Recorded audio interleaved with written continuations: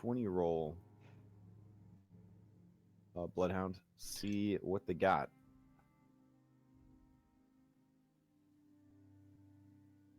Right in the middle. I did it in chat. Oh, you didn't chat. Discord. Okay. Let's see.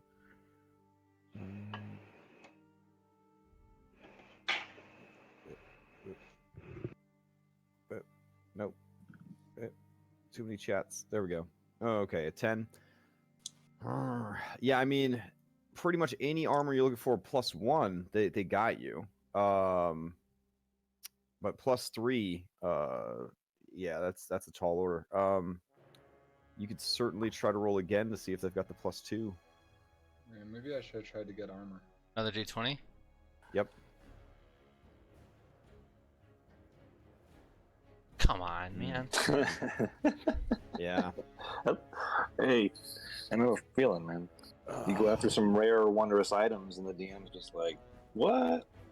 Yeah. So, all right. Hey, somebody here, I won't give away any names, but did manage to get something pretty special. So, but I wasn't surprised. It's probably the only person on Earth that I would go to Las Vegas with, and I would just give them all my money and be like, share whatever money you make, because it's a pretty lucky person. All right. So, do you want to go with just a +1 armor, or? I already have a +1 armor. That's what I was looking for. Gotcha. Okay. All right. Yeah. The rarity versus the value is definitely where that was kind of coming into play. So, all right. But as any, right. yeah.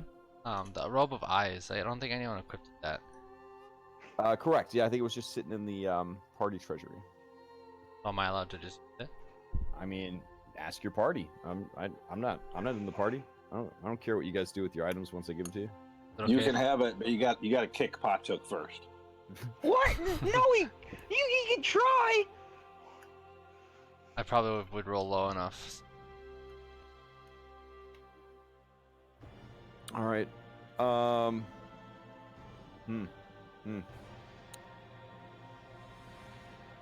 Okay, then is anybody else? Let's see. Potuk was taken care of. Drasir already cashed out. Rourke was taken care of. Santa Claus was taken care of. Who else we got here? I think that's it. So, Bloodhound. I mean, it's one of those sad Christmases. You could settle for the presents that your parent dwarfs could afford, or you could kick them across the room and just stare out the window at the rich kids across the street who did get good presents. Could I search for one more thing? Okay. Just what are you looking for? Amulet of Health. Amulet of Health. Oh my goodness. All right. Simple amulet. Just a simple, one of the best items in all of 5th edition, Amulet of Health. Gotcha. Makes your Constitution score 19. That Amulet of Health? Yeah, just that. Yeah. Okay. Yeah, totally. Just a rare I'm item. gonna roll this one in D20 because I feel yeah, like it's only rare. Yeah, it's only rare. I mean, go for it. There you go. I think there's something All bugged with the chat bot. Yeah, it's almost like it actually has random numbers, unlike Roll20, which is powered by like the souls of the damned. Yeah, and there they are. Okay, so yeah, as you are kind of perusing the vault, you're like, "What about this?" And they're like, sorry, no." And you're like, "Well, what about this?" And they're like, actually, no. And then as you're kind of down crest, you know, like, they're like, how about this necklace? And you realize like what it is, and it all works out, I guess. So, because in the end, sometimes hit points are better than armor class. Sometimes. So, alrighty, cool. Then we are good to go. Last time, on Scales of War, you concluded, dare I say the words out loud, a 6-hour battle. which in the defense of your dungeon master was 2 or 3 separate battles that got chained together. But still, it involved fighting demons, devils, my bad, and Abishai, and a massive golem made of gold, and I don't know, 50 dwarven warriors, and the human aspect of Tiamat, and the aspect of Mammon, the devil lord of greed. Yeah, things got a little crazy, super crazy. People were getting shot through doors.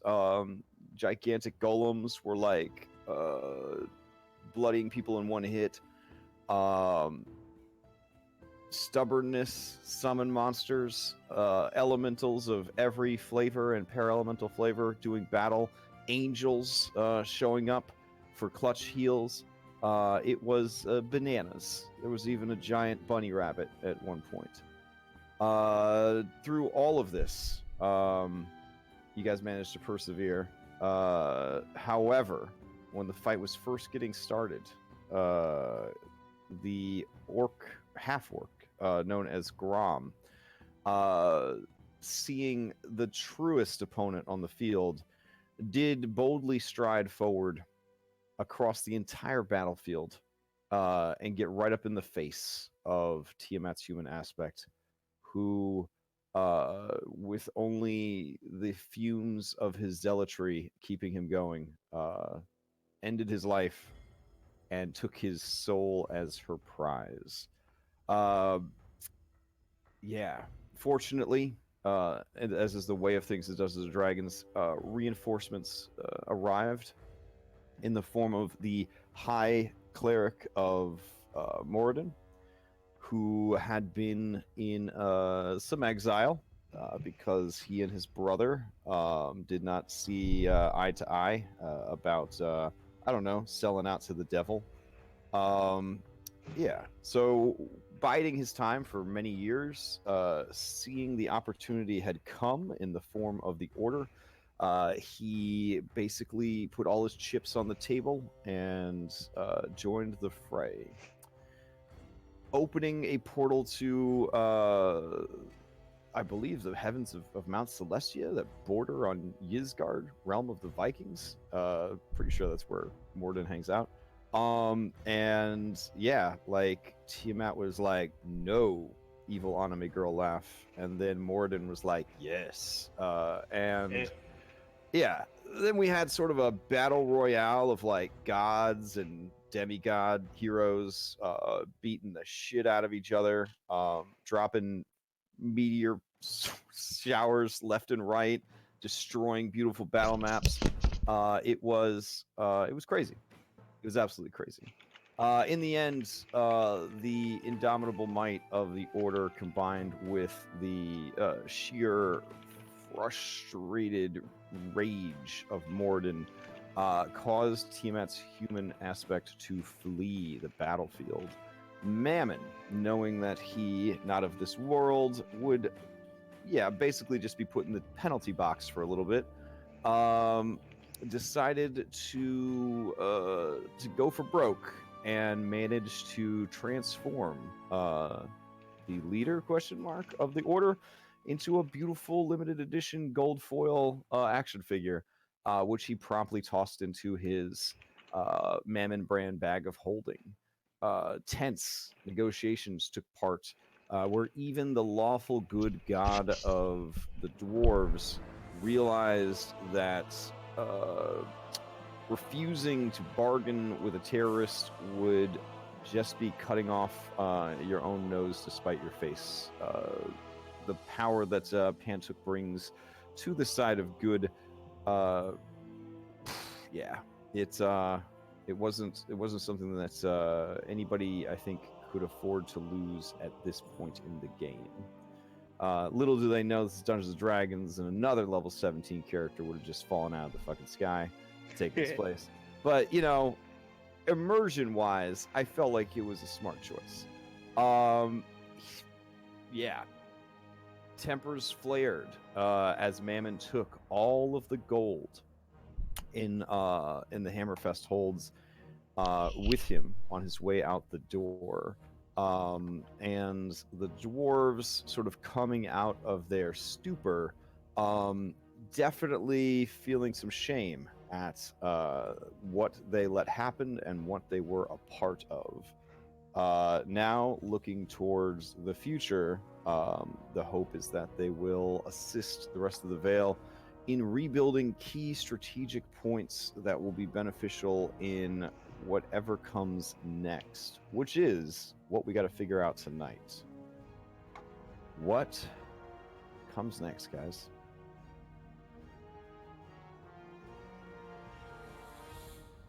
I know some of us were talking about. I'll be right back. Some of us were talking about getting another council meeting together. Mm-hmm. But me Man, personally, we just have council meetings like every other day now. yeah. Personally, I was like, kind of. We just had one, and we came here. So maybe just like send a messenger out.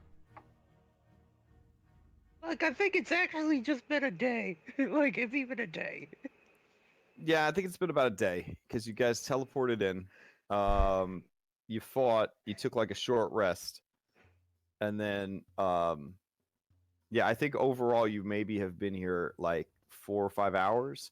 I was kind of under the assumption that you were going to spend a little bit of time helping the dwarves count the remaining treasures, as it were, and sort of cement an alliance with them before moving on.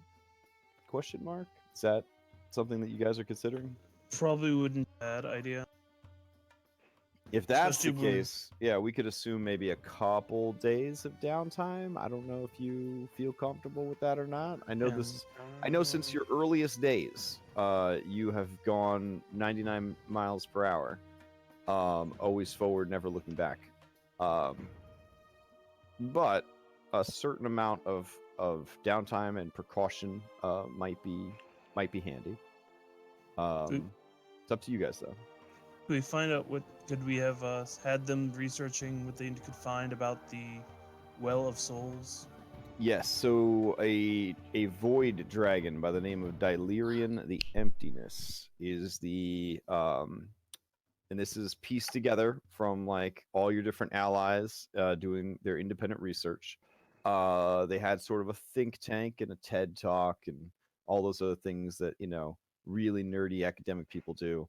And basically everybody brought a similar piece of information to the little nerd powwow, and that was Dilerian the Emptiness, who I think there's only one survivor that recalls him. Aragon, were you there for that? Oh, Aragon wait, was there what? for that. Yeah. You were Yeah. blasting him with like Eldritch Blast and stuff. I remember that. Okay. Yeah, so Aradon and Rurik, No, they are. not What? Rurik. Rurik wasn't there. Tomas was there. So Aradon is the Tomas. only person here who ever met this particular individual. Crash, one thing I would want to do the next day after we've long rested and have spell slots back, I'd like to procure 250 GP worth of incense and 4 ivory strips worth at least 50 GP, which, I mean, he'd probably just take from the dwarves because, like, they owe me. And he would cast Legend Lore and for Dilerian the Emptiness. How much is Figuring Legend Lore these to cast? It's not a lot. It's like 450 GP. Oh, yeah. I mean, I would assume that that money could be provided by your communal allies, by the town of Vigilance, by the dwarves, whoever wants to step up and do that. Because yeah, that's going to be important information. Keep in mind that your own allies have also been using, you know, powerful magics to try to get this information. So I am interested to see what you are able to come up with here beyond what they already know. So let's see. Okay. Name of a person, place, or object. Spell brings your mind a brief summary of the significant lore about the thing that you named.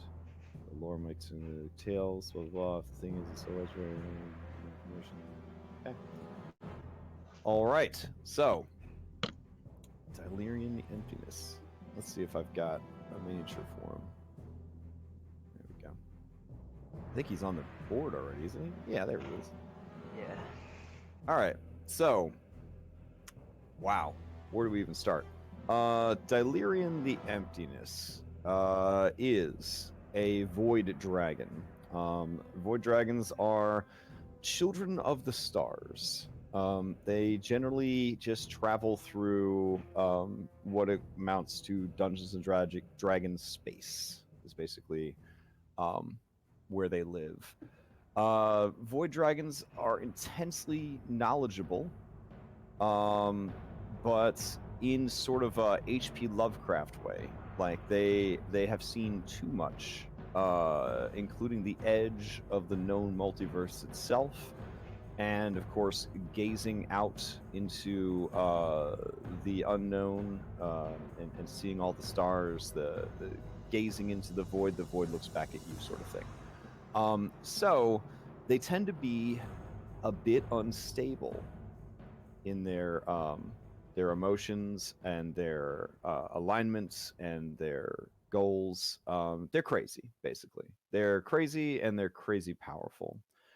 What set Delirian apart from the others is that he did, because, you know, like how dragons do, he did fall in love with a mortal woman. She was one of the former champions of Elservale from hundreds and hundreds of years ago. And he joined, basically he joined up with her after she and her allies confronted him and fought him, not so much to a stalemate, but definitely fought him with enough vigor and determination and,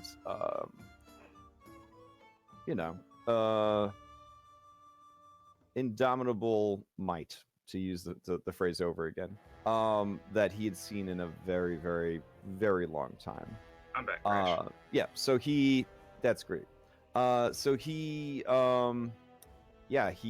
basically kind of fell for this woman. And through his friendship with her and the adventures that he went on with her and the quests that they went on and the good that they did, he became a bit more grounded than the rest of his people, a bit more approachable. But ultimately, he still retains much of the madness of his species, so he could be a bit of a wild card. Yeah. So it is said that he lives here in the world because he was tasked with protecting a great and powerful artifact. And of course, legends just talk of different things. The weapon that his lady love was buried with is the most popular one. It is a glaive of incredible power and strength, capable of piercing the heart of a god, blah, blah, blah, blah, blah. But some whisper that he protects the heart of the world, is what it is sometimes called, in certain ancient myths and legends. The people of the Northlands refer to a tree, a big ass tree, Yggdrasil, mana tree type situation that grows out of the heart of the world and is what connects the world to the other parts of the multiverse. Sort of like the life, like the veins and arteries of a body. Yeah, so there's a lot of different kind of stories and such about that kind of thing. There is a very large serpentine creature that would like, in the stories at least from the Northlands, that would like to consume the heart of the world. And Delirian is constantly having to protect protect it from that creature and its minions. So there's that story. But again, this is an ancient being. As you're kind of going through the Rolodex, the Wikipedia of legend lores here, there's lots of conflicting stuff, but a lot of it just comes down to this is a very dangerous entity that has done great good for the world, but could potentially end the world if it ever decided to. So that's sort of your legend lore takeaway there. Wow. So does Patuk tell everybody that, or is he? What do you tell us, Patuk? Yeah, Patuk's he gets you guys a bunch of desks, make sure you're taking notes, and he's got a little chalkboard. He's running it down so you can see everything. Yeah, he tells you. So is he doing it like conspiracy series, conspiracy Yeah, style? connecting strings, which is actually just strands of his hair that he keeps pulling out. So what would happen if someone or something consumed that heart of the world? According to the stories from the Northlands, that would be that.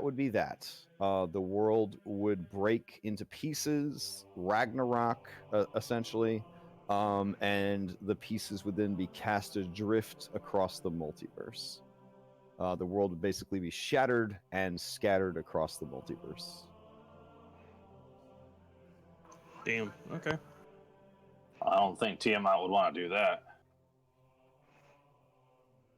I don't. Yeah, the tree is called Yggdrasil by the people of the north, and it is called the Tree of Mana by the people of the south. The people of Elservale are usually too busy with their own problems to be making up stories about magic trees. So.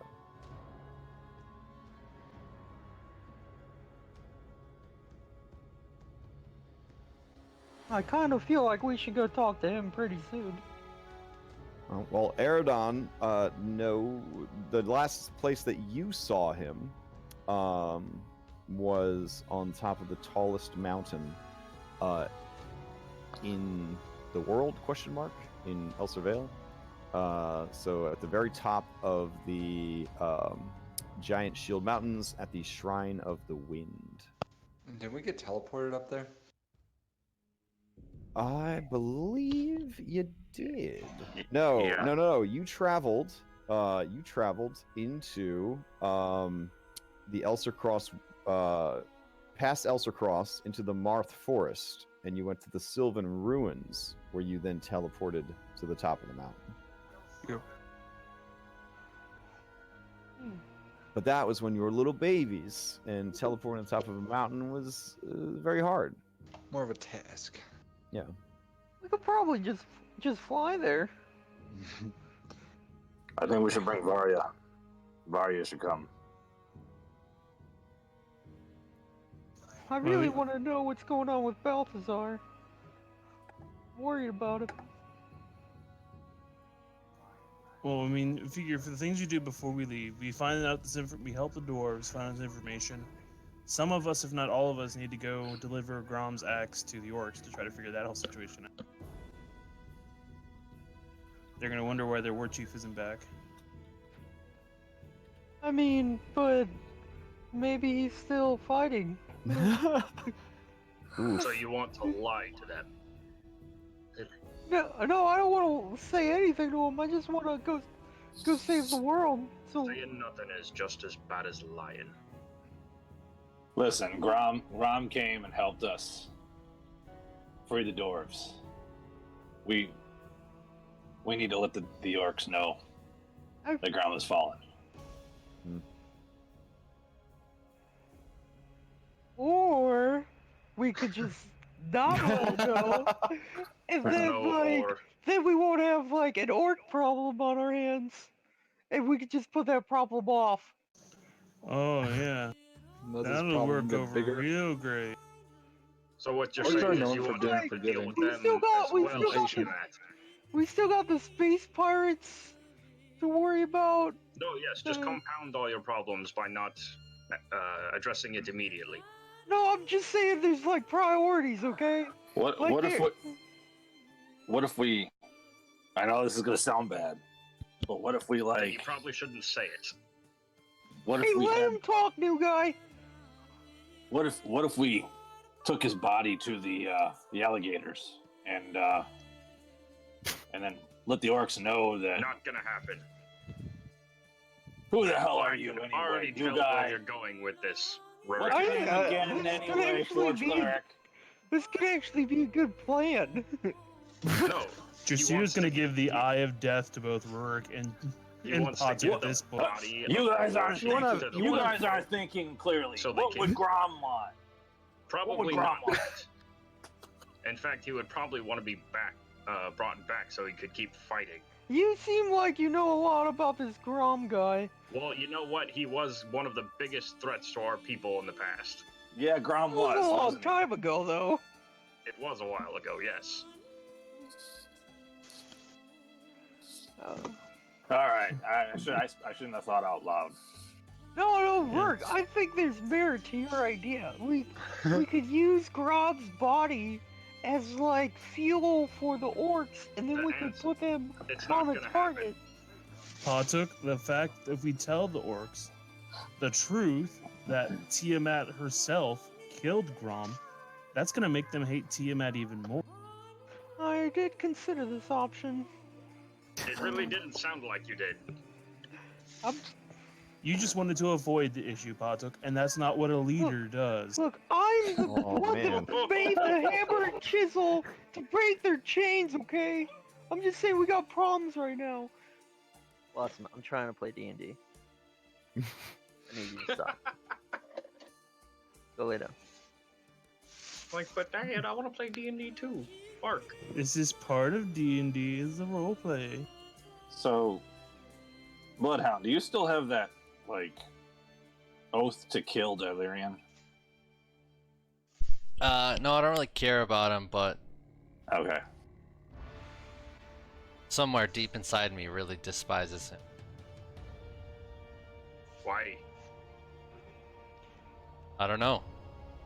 Oh, that's unfortunate. Oh, Not knowing why you hate something.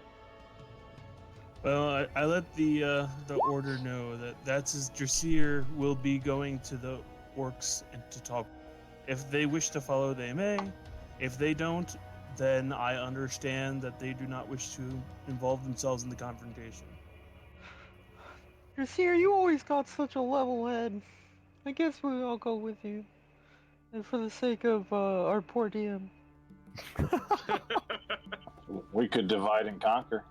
Yeah, I mean, if half of you want the night off, I'll run half of you through through with the split party, and then the other half of you next week. Hey, That sounds great. What's up? No, never mind. I got your message. Okay. So why don't? Do you want me to cut that out of part of the cost? No, just do it. I think we could just go do this. Let me send a message real quick. Crash, I'm gonna pull out the Balthazar sending stone. And I'm gonna send him a message. And I'm gonna be like, where you at? You okay? Question mark. So it's a once per day sending stone. So are you guys gonna like kind of take a long rest and call him first thing in the morning kind of thing, or what's the plan? Yeah, Yeah, I thought we already took like the pseudo long rest. Yeah. That's what I'm asking. So this would have taken Yeah. place after that initial like holy yeah. crap. Okay, yeah. It was time to gather the body, wrap it properly, get it ready for transport, that whole 9 yards. Okay. Give us a rest so we don't come there looking like a bunch of ragtag muffins. So you guys had the benefit of teleporting over here directly to where you needed to be. Balthazar's party, I don't believe, had the same luxury. Though they did have flyers with them, if I recall, right? But they also had giant. No, they had what's his name? Karuk something. Hold on. The dragon. Oh yeah, they had Kuzo. that big old Yeah, Bahir with Kuzo. them, right? Kuzo. Yeah, Yeah, whole they living war probably all machine. rode Kuzo out over there. Yeah. He's just so, a big old bus. So you go ahead and you give him a call. What is your 25-word message? You could either type it out or you could say it out loud. Whichever. It's just miss you. Where you at? How you doing? You okay? That's it. Okay. Yeah, you get a reply back. It sounds like he is in the middle of a battle. And he basically says, hey, boss. Kind of busy right now. Army of undead. Almost there. Feeling pretty good about this. Hope everything's going good for you. Bye. All right. And you kind of hear like the roaring of beasts in the background, stealing some of the words, like when you're having a conversation, Siri picks it up, kind of thing. God. Yeah, like people's death cries kind of took some of the 25 words from his reply away. But yeah, they are apparently in the Thornwaste. If you were to calculate their distance traveled, etc., etc. Guys, I think we need to go to Balthazar. It sounds like they're fighting people. They're big boys. I think they can take care of themselves. It's on the way. Is it? How is it on the way? They're south of the. Listen, can any of these dwarves teleport us? If they can teleport us, then maybe we could go.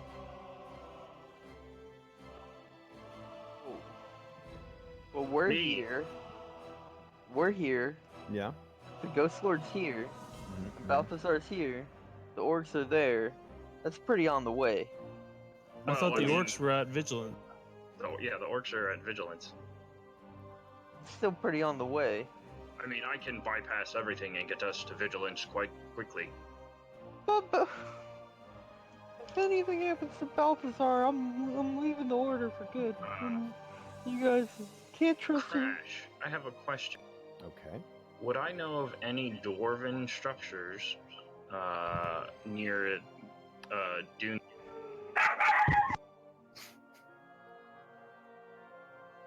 Would you know of any dwarven structures? Yeah, near Dune Send. Let's see. Or the Ghostlord's lair, whichever one.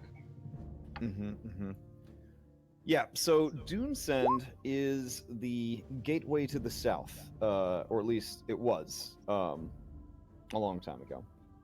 It is now very much spooky haunted town. So pick your favorite spooky haunted town from your favorite MMO. That is what Dunesend is nowadays. It is no longer a viable location. Instead, travel to the south now goes through the Goblin Hills, which is often problematic, and Southglade, which is over here. Southglade is the new gate to the south, and wouldn't you know it, it's controlled by hill dwarves and the Hammerfist dwarves. Oh man, it looks like it's a good thing we got like new establishments. Part of why they got so damn rich is they controlled all the trade to the south, basically. Yeah. But the question still stands: do I know of any like dwarven underground structures near? I mean, you know that your people Swiss cheese the hell out of this place, and that interwoven with your Swiss cheese is the Underdark. So more as like there are tunnels beneath Under that area. Yeah, under that area that could be used if you wanted to try to take a more Underdark route. Keep in mind that Underdark is a popular place for fungus. Underdark things. Right. Like, fungus love the Underdark, and Ghostlord loves fungus. And you can kind of see where that's going. Yeah. Yeah. Well, we can either go there quickly, or we can go to Vigilance Keep quickly. The choice is yours. I just think we can't take on every problem by ourselves. As much as we might want to, Sometimes I think we just need to trust our allies to take care of things. It was supposed to be a diplomatic meeting, not a battle. Balthazar isn't equipped to combat. So, sometimes diplomacy requires forceful diplomacy. That's what I'm for. Steel diplomacy, yes, good one. Out Also, of character. here's the thing: like the I wouldn't Ghostlord, mind killing the Ghostlord did not send out like an invitation that was like, "Please send me your best emissary. I would love to speak with them." You know what I'm saying? Like, yeah, you guys said, "Hey, Balthazar, you got a 36 persuasion. Go convince the Ghostlord." And he's like, "Yeah, boss, no problem." And then like the A team got together and they hopped in Kuzo the A team van. And Which they also rolled begs the question, why didn't Balthazar question this? because Balthazar. His stats are charisma, not intelligence. He had a giant ancient Bahir with him. It seemed like it was going to be a no-brainer. And the ancient Bahir also has like an 8 intelligence. We So, bullied him into it. Come on. let me check the roster. Yeah, I think actually, if I'm remembering correctly, Balthazar tried about 100 different ways to not get sent on that mission. Yeah, Now that I didn't- think about it, I I think didn't you're want just, to send him. I think you're just being obtuse right now. Fine, let's go save him. Let's see. B team is Officers of the Ghostlord, Balthazar Oiltongue, Dragonborn Ambassador, Goldar Bone Rack. That should be fine. Ralnor Even Sky. Okay, it was good knowing him. William Farfell. Cool. F for respect. Kuzo, It's Living just War Will Machine. Ferrell. They sent Will Ferrell to go help. Yeah, I'm sure. I'm honestly, he said he was doing fine on the phone. I'm sure he's doing fine. Boy, howdy. Rurik and I were looking at that earlier, and it only clicked that when it's like just now, or like just then, that William Farfell is Will Ferrell. We gotta save Balthazar, guys. I think we should, and we could take Grom's body to Gul'dan or Guldar, and they're like good friends, and maybe Guldar will make him a skeleton or something. I'm sorry, what? Well, Maybe the lich. Well, you know what liches do, right? So the answer is no. You know who you're talking to, yes? Or who, at least one of the people. Listen, cleric guy. I just wanted to make sure you realize this. I So, understand. here you go. This guy's about to earn his first paycheck. Groden Longfury, the Dwarven ambassador, who you brought with you for just such an occasion, steps forward. And he looks over at you guys. He looks over at Trasir, who is his employer. Yep. Yeah. All right. He kind of puts out his pipe, and he clears his throat, and he puts his fist to his forehead, takes a knee in front of. Are you the king now? Is that a thing? Are you guys Democrats, or what is this, like democracy now, or what's the? Well, I thought we were this gonna is something I was establish a going to talk to you council. about. Yeah. So if I'm the brother and the other brother's dead, technically I would take the throne. But we said that even though that's the case, I'm going to put, or we're going to decide on a council. Gotcha. Okay. That way I can run around. But you are the last remaining hammer fist that people know of. Yes. Okay.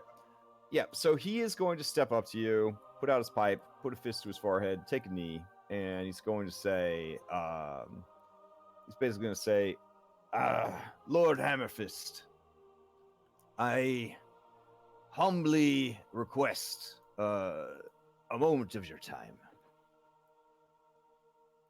Well, for starters, you don't have to be so formal. Stand and speak. All right, then. He stands, he spits in his hand, and he offers it to you. Oh, yeah, for sure. Yeah, spits a fat wad. I think mine's like on fire when I do. But yeah. yeah. And he nods at you and then says, I think, as crazy as this might sound, that perhaps you indulge the Order's desires to look after their own and take this opportunity to go forth and send your best people, representing the dwarves, to vigilance and then to the orcs. Let them know what has befallen their champion. Perhaps if the orcs see and hear what has happened from your own impoverished people, people who went through the same hell that they did, this could be a chance to mend centuries of hatred by building a bridge connected by hate and vengeance.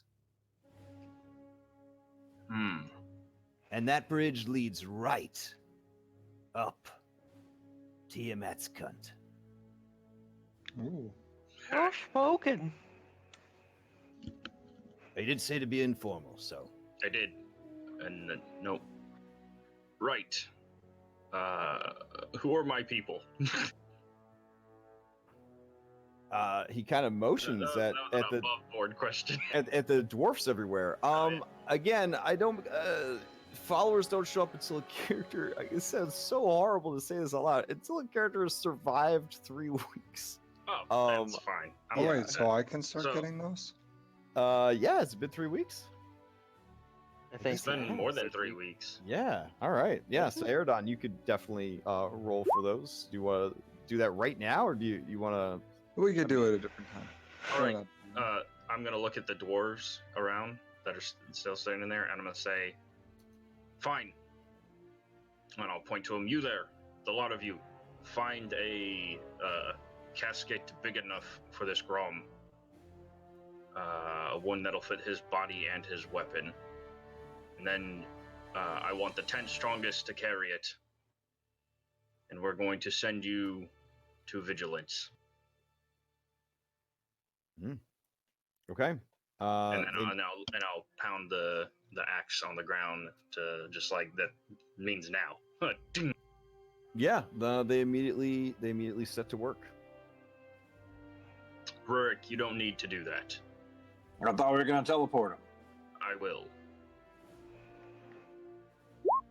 But you don't need to waste your resources at the moment. Are you gonna be able to take us to the marshes, the Thornwaste, old man? I mean, do you want to go through the Underdark to get there? No, I just want to go save Balthazar. I'll do whatever I have to do. Well, we can get there quickly through the Underdark if you want, but it's in that case, if that's the case, Rurik will have to use his resources. So make a choice. Either I can send them my way, or I can send us to the Underdark. Work, can you get us there? Yeah, I can.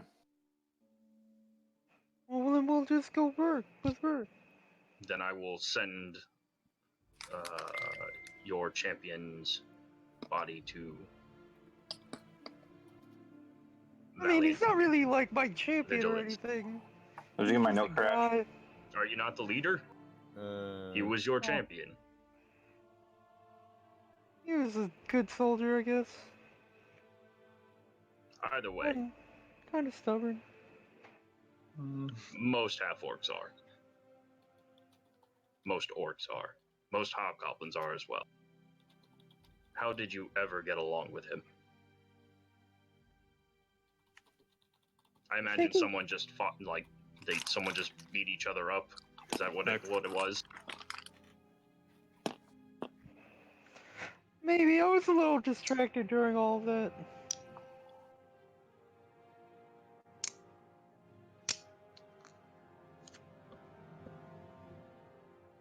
I can get us back to Vigilance. Rurik would Vigilance? I thought you said you could take us to the Thornwaste. Rourke would ask around and make it a priority to Wait, very, Thornwaste. very forcefully ask to see any teleportation circle that's here in the hold, if there is one. Maybe you should ask a little nicer, Rurik. Please. That works. Follow me. And if I can, I'll show him a whatever teleportation circle we have. Is there one? Is a teleportation circle. It is very locked down, but it does exist. Rourke would look at it for 1 minute and study it. There is still a Canoloth there. I assume that you guys kill it. I doubt it could kill any of you guys at the level that you're at. Nice. Can we get the XP? You get 5 XP. Hell yeah. But Hey. in place of the XP for defeating Tiamat and Mammon, so it's Oh, one or the other. So yeah, they had one on hand because if it was close to the teleportation circle, it would make it inoperable, because that's their whole spiel or whatever. So yeah, I'm assuming you kill it. You don't want to keep a Yogoloth. no. Grungy smash. Okay. All right. So that is banished, smashed back to the carcerai. All right, cool. Or carceri, whichever. But it's gone now, and now you can add to your grocery list of portal spots. The Hammerfist holds. All right. So, remind It's basically set up in like Am I sending them to airlock Vigilance? situation. So. Am I sending them to Vigilance, or am I taking us to what did you call it? Beneath the Thornwaste? Under Doomsend? I was under the assumption that Rurik meant he could take us to your friends. Listen, new guy. There's a lot of other people here who have been around a hell of a lot longer than you. Bloodhound, Drasir, Eridon. What do you guys want to do? Are we going to go save Patuk's little friend? Or are we going to take Grum's body back?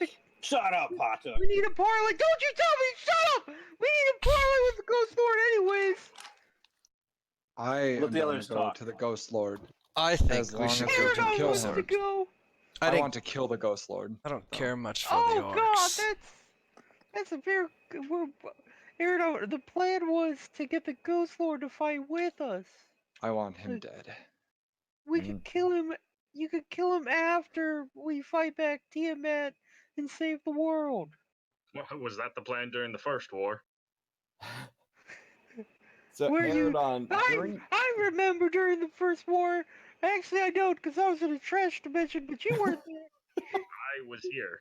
Eridon, you remember hearing about what happened because it took a little while for reincarnation, all that jazz. Yeah, I'm pretty sure we were heading there, weren't we? When I was killed? Yeah. But the stories tell that Tomas, powerful servant of the Raven Queen, died trying to get to the Ghost Lord. Some dude named Decron, the Spoopy, also known as Pie Cheater by most of the people of El Surveil. I remember that too. Yeah, Pie Cheater died. I had honestly forgotten about Pie Cheater until now. Yeah, that's what they put on his monument was Pie Cheater. And I wouldn't have gotten away with it if it weren't for. What else? So those two died trying to deal with the Ghost Lord.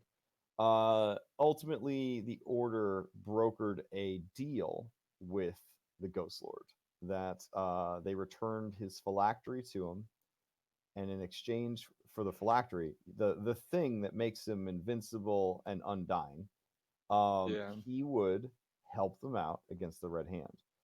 And in dramatic Lord of the Rings esque fashion, he didn't roll up until the darkest hour when it seemed all hope was lost, and then his army of fungal undead just sort of washed over the excess forces, basically preventing most of them from retreating and washing over them. it all seemed pretty dope. But unlike Lord of the Rings, these very polite, ghostly knights did not just ride back into their tomb. They dragged all the dead off with them to bolster their ranks. We He has definitely been gotta very kill him. quiet for 3 years. But the other thing that you did hear was that an offer was made by the Ghost Lord that some of the order took. And in the end, the power that was given to them claimed them. And that is supposedly what happened to Riddles and Jericho. I think I remember hearing about that. Yeah. They weren't strong enough, Eridon. Doesn't surprise me. I read that Jericho needed to be stronger. He quit. He gave up. I miss him. Oh. Me too, for some reason. How about we kill the Ghost Lord, but make him tell me how to become a lich before. Wait, So, you tried. I just want to know the secrets. You know what company Not you're that in. I want to be one. I just want to know. I mean, I might be able to tell you. Let me see what I remember about him. Crash, can I see if I know how to become a lich? Yeah.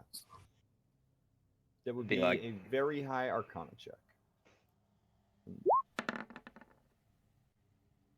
Oh, an 18. Yeah. It involves doing a lot of bad stuff. You got to talk to your dungeon master about it, and yeah. What you understand is it is different for everyone. It has a lot to do with the individual, and what sort of magic the individual uses. Some liches will take a shortcut to power and go through an undying patron. Some will take a shortcut to lichdom by selling out to a god, and the god will just make them a lich, or help them become a lich. But the salt of the earth, wizrobes out there, they have to work hard for it. And it's basically like unlocking their own genome. They have to figure out what about them and their essential essence needs to be distilled into the phylactery, and what about their humanity needs to be destroyed to trigger the change. So it is a very unique process for most arcane spellcasters. Varathian the Ghostlord definitely falls under the cheater category because he just sold out to become a lich. Maybe you could just talk to the Raven Queen and Oh, I don't think she'd like that too much. don't you like her right hand man? I don't think she'd like it too much. I don't want to be disrespectful, but she's the kind of girl that tells every man that they're her right hand man. Just putting it out there. Oh. I'm just putting it out there. Yeah. I need to be stronger. It hurts because it's true. All right. Will my heart ever be unbroken? I don't know. Let's just throw some evanescence on while we're ahead. Yeah. I could do that. No. So that's happening with that. All right. What do you guys? Yeah, I mean, I am prepared mostly for whatever I hope you decide to do. We're going straight to Tiamat. No. Oh. Just like we took this whole just march straight there, skip all the stairs. If y'all want to go straight to Tiamat, I think one way or the other, it would take 2 sessions and we would be done. Eridon just in the background brooding. Yeah. Hey man, Everybody, she did me wrong. Okay. Everybody, just come over and we'll get going. I'll teleport us. No, here's the question. No, Where I are really we need to going? know. I really need to know. Are we just going straight to it? Are we- Just going to team X? Are we taking What? the No- body? What?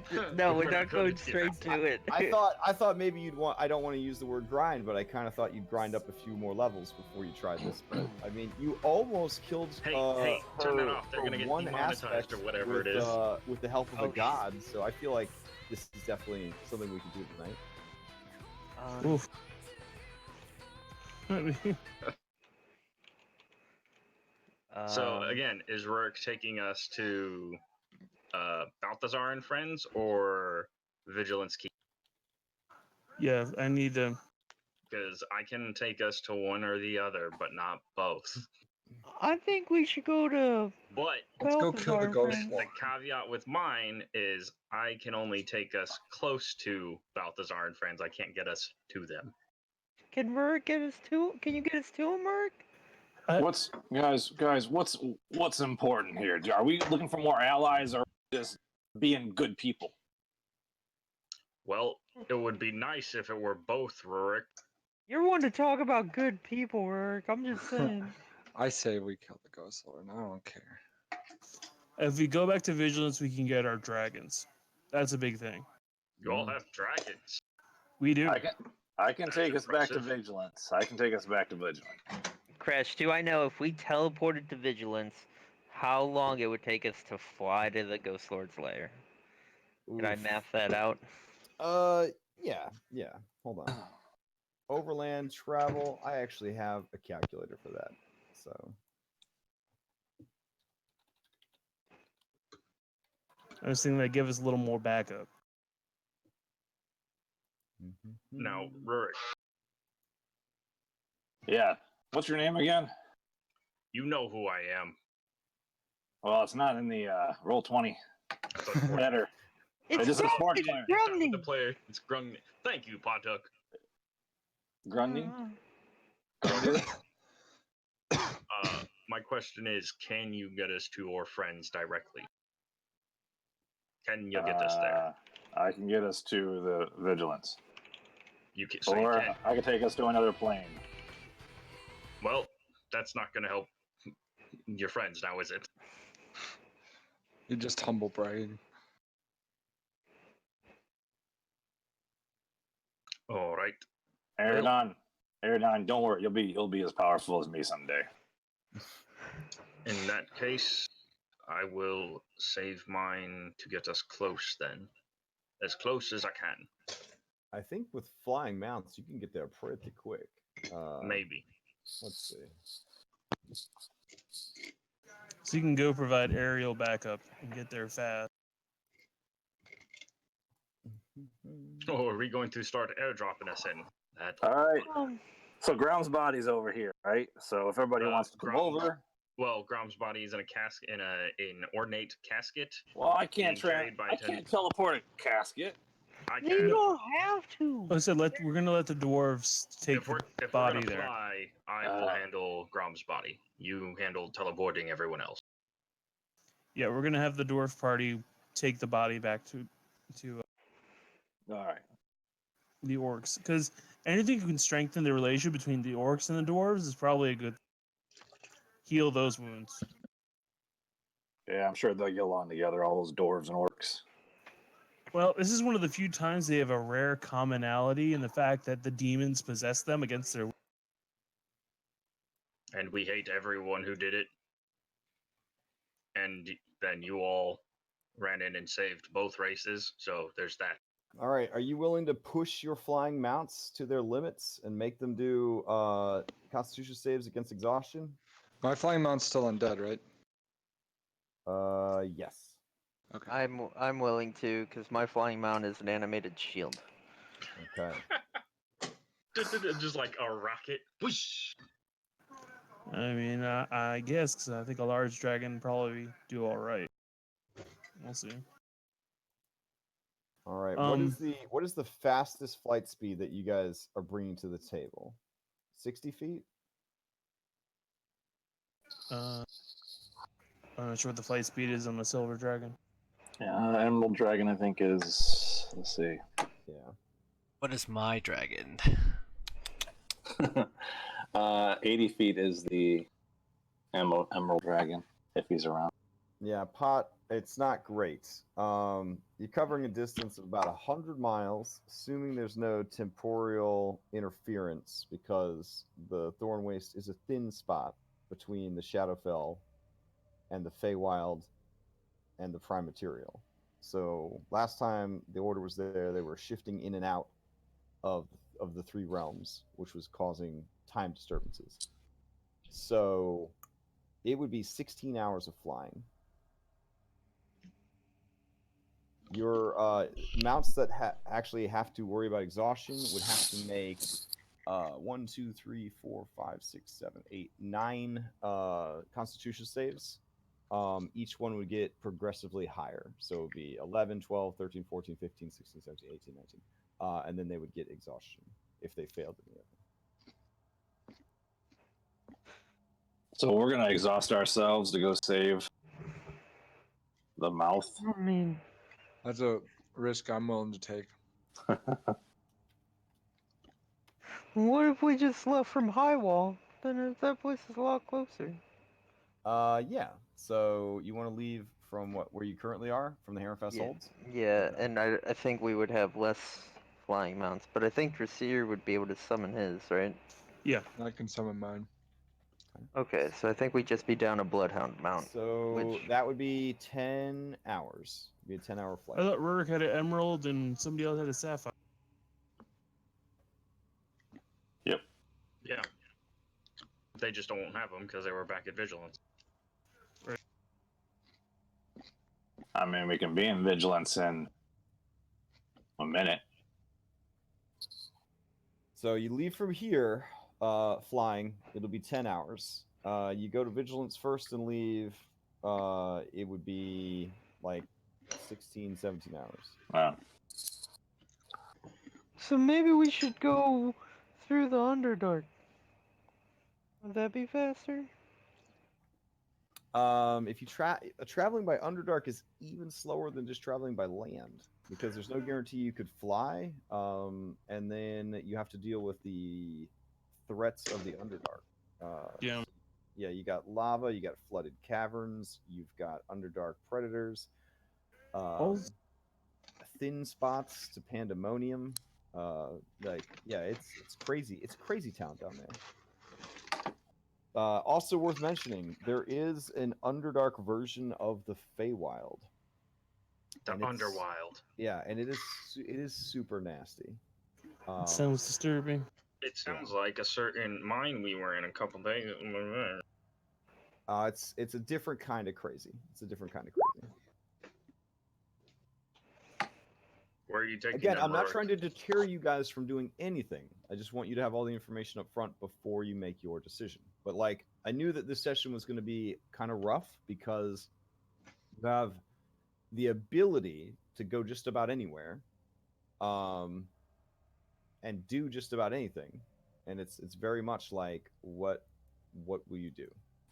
Right. I honestly didn't think tonight was going to be a combat night. I thought tonight was going to be, planning and start heading towards our next destination. Well, I mean, it's whatever you guys need it to be. It just needs to be majority vote. So yeah, like I know that it's like that with D&D. Like sometimes you want to go right and everybody else wants to go left, sort of thing. You go right, you'll probably die. That's been my experience. In a game like this where we're all here to play, and nobody has the luxury of being like, well, I guess I won't do anything this week. We need to like have an agreement on what we do next. So I understand that. Definitely. Well, if that's the case, let me rummage around a bit, and if you want your dragons flying, I can do something about any exhaustion. Okay, that would be hype. Oh. But All right, well, let's go quick. I'm really Also, worried. this is an opportunity where you're all gathered together to go full meta and have like a war council meeting and be like, I can do these things. What can you do?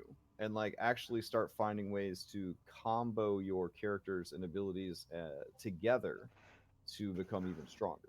Like Right. it's definitely not a waste of time to and don't think for a second that it is metagaming to be like, hey, this is what my character could do. Because for the love of God, like your characters travel together for hours and hours and hours at a time. You save each other from certain death. You face down impossible odds. It's a pretty fair bet that in whatever colloquial language your characters would be using to describe levels and spells and You're sharing trade secrets. right, exactly. Yeah, they are kind of saying like, I'm good with this. I can cast this spell really well. And you guys can develop sort of, strategies that way if you'd like. Okay. I can stun stuff, but everything I try to stun is resistant to magic, and then it just wastes my like 6 seconds. So then I just decide to hit stuff with my spear. That's what I do, guys. I can control the undead, but they always resist it. Oh, Well, I can bring people back to life. I can heal you all. I can cure, essentially, quote unquote, cure exhaustion. I bribed your ass. I can make food that gives us buffs. I can do a whole bunch of fire and earth stuff.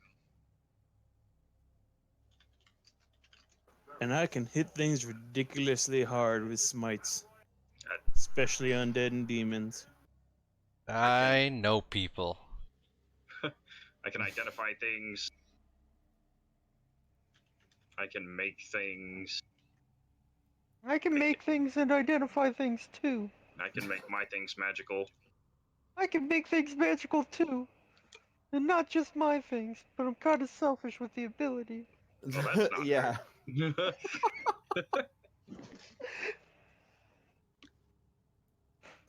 Yeah. Right. Forge cleric and and your alchemist are essentially the two sides of the same artificer, two sides of the same coin. We're going to make a tank. Do you know what a tank is? I mean, that would be hype. I know a place with a lot of junk metal and We're and going to forge junk stuff we ourselves could a use war to make a machine tank. like no other.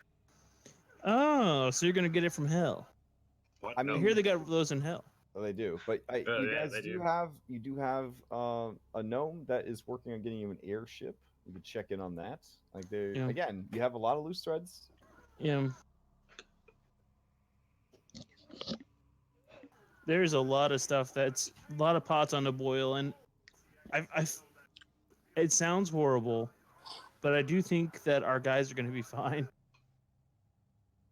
That are also a message for them to get the hell out of there. Like, if it gets too We could kill difficult. the Ghostlord. I'm gonna do whatever there's a bounty for. We might need the Ghostlord's army.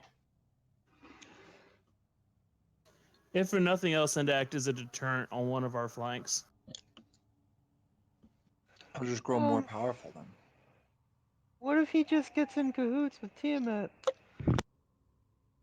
Or that. Didn't you say he worships some mushroom lady? I don't know.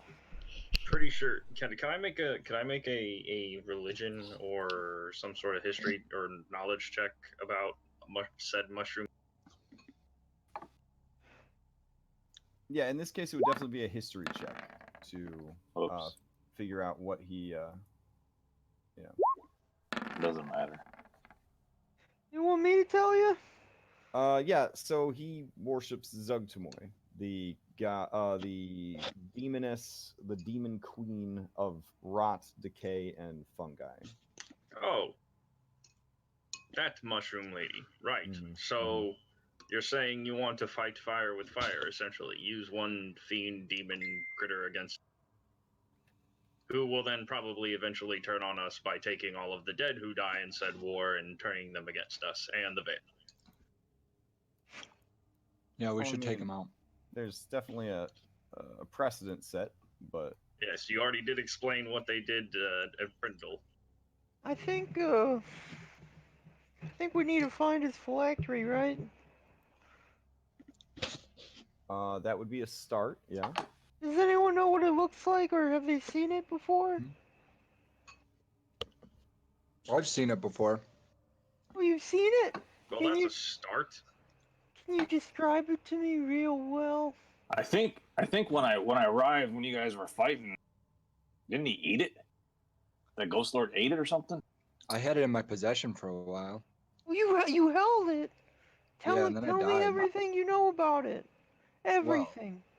I imagine your eyes get just like really big and cat-like. Everything.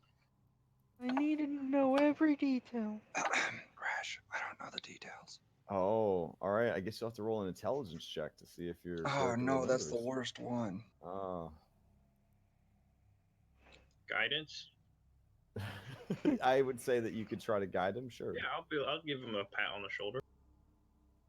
All right.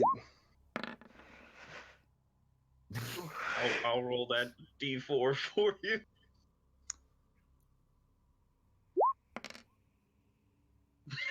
Solid All right, 10. 10. Oh wait, no, 15. A 15. Because of my +5. No, that's saving throws. Sorry, bud. Count on this. Yeah. Okay. You're pretty sure it was edgy, maybe a little spoopy. I'm sorry, I'm gonna do this. Patuk's gonna cast Detect Thoughts, and he's gonna start digging around Eridon's brain. Oh man. Okay. All right, I did not consent. All right, make a saving throw then. Adding your paladin bonus to your saves as appropriate. Wait, what is the saving throw? It's It's a wisdom. Wisdom for some Wisdom, reason, even oh. though it's dealing with your brain. But whatever. You're probably pretty high on this one. You fail. 21. It's a 19. 21 with my Oh, bonus. 21. You don't fail. Let me in. You can let me in. You have to ask permission. You can't just do this kind of stuff. What the hell, Potter? Get over here. Look. Okay. Here's That's what really fucked up. Here's Not what I'm gonna lie. gonna do. I'm sorry. I'm not really good at social situations and social. You're not norms. sorry. You're sorry you failed and got caught. Yeah. Listen, You would we have no got problem one. if you were We got beaten 1 by my minute mom. here. I need you to let me in so I can find out how to destroy this guy. You want to kill him, right? You're the one that wants to kill him. Yeah, I no. need this information. Grab Eridon's hand. Just stand over here. Potuk, you guys can talk it through while you're holding hands. I'm gonna hold this mind rapist hand.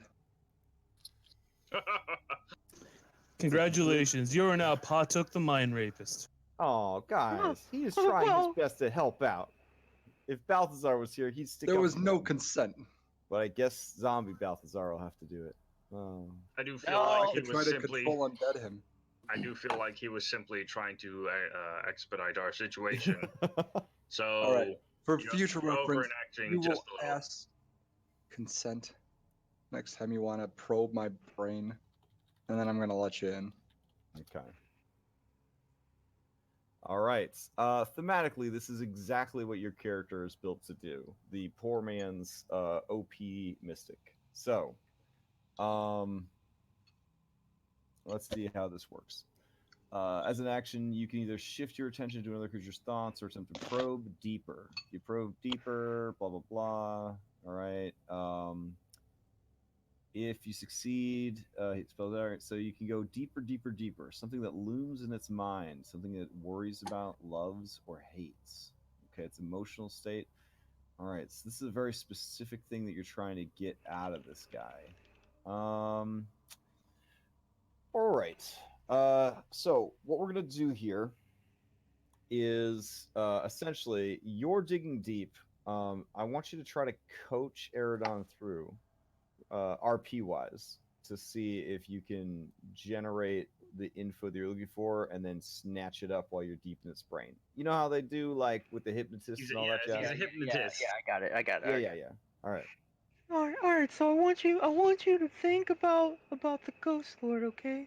And I want you to think about things that would be important to the Ghost Lord. I want you to think about an item that you once held. It would have been a small item, a big item. Everyone around you would have been startled that you held the item once they knew what it was. Um, and I want you to just focus on it and think about what it could have been shaped as. Oof. Um, So I'm gonna stop you right also, there. There's a very awkward moment where you dig up a memory of him masturbating. Yeah. So we that's all awkward. do it. Yeah, I know. You're a professional though, so you just sort of tuck that away in a box. Yeah. And you just keep looking. You just keep looking. But you're just like something that no one would want to see in public, something that you have in your hand. And I was just like, yeah, that's what we're looking at. Okay. I was holding it right before I died. Gotcha. So I guess I'm gonna that's an grab intense everyone up in a emotional giant bear hug. situation. So thinking about it dying, right? That you were holding it when you were dying. You realize, yeah, this person came to take it from you. The person that killed you, your aunt, your mother's treacherous sister who betrayed her. That particular individual. The one that I believe killed your mother and your father. Yeah. And spared you so that you could quote unquote live with the reality of being a fucking failure. Something to that effect. Yeah. Yeah. I think that was what I wrote. So Pot, you're digging all this stuff up. You're taking some side tours here. And it kind of comes around death, skull. Think about a skull. A skull that's an item. An item of a skull that you held when you died. It probably would have been some kind of ghostlordy color. Maybe a blue or a green or purple. Go ahead and give me another intelligence check, Eridon, to see if you can remember what's going on here. With advantage. Okay. Yes, it is coming back to you. I believe. No memory of it at all. Nothing's coming to mind. Did it look something like this? Did it? I remember that. Yeah. It was Looks familiar. It was green and it I, looked the like player, a skull. remember Emerald skull, and Potuk would just try and get as much of like a grasp and understanding of the object, familiarize himself with the object through Eridon's thoughts. Gotcha. Until the spell would end. And then he'd be like, Rick, I know you're trying to do something, but just give me one more minute. I'm gonna do something else. And then I'm gonna cast Locate Object and see if I can sense it. Okay. Describe a name or an object that is familiar to you, as long as it's within 1,000 feet of you. That is definitely a shot in the dark. It is not within 1,000 feet of you. Okay. It's not near us, but it may be near us when we go save Balthazar. I may be able to find it. Just keep concentrating on that as we teleport. Maybe it will be over there. I said I'm gonna reach around and try to bear hug everyone up. Get ready for a teleport. All right.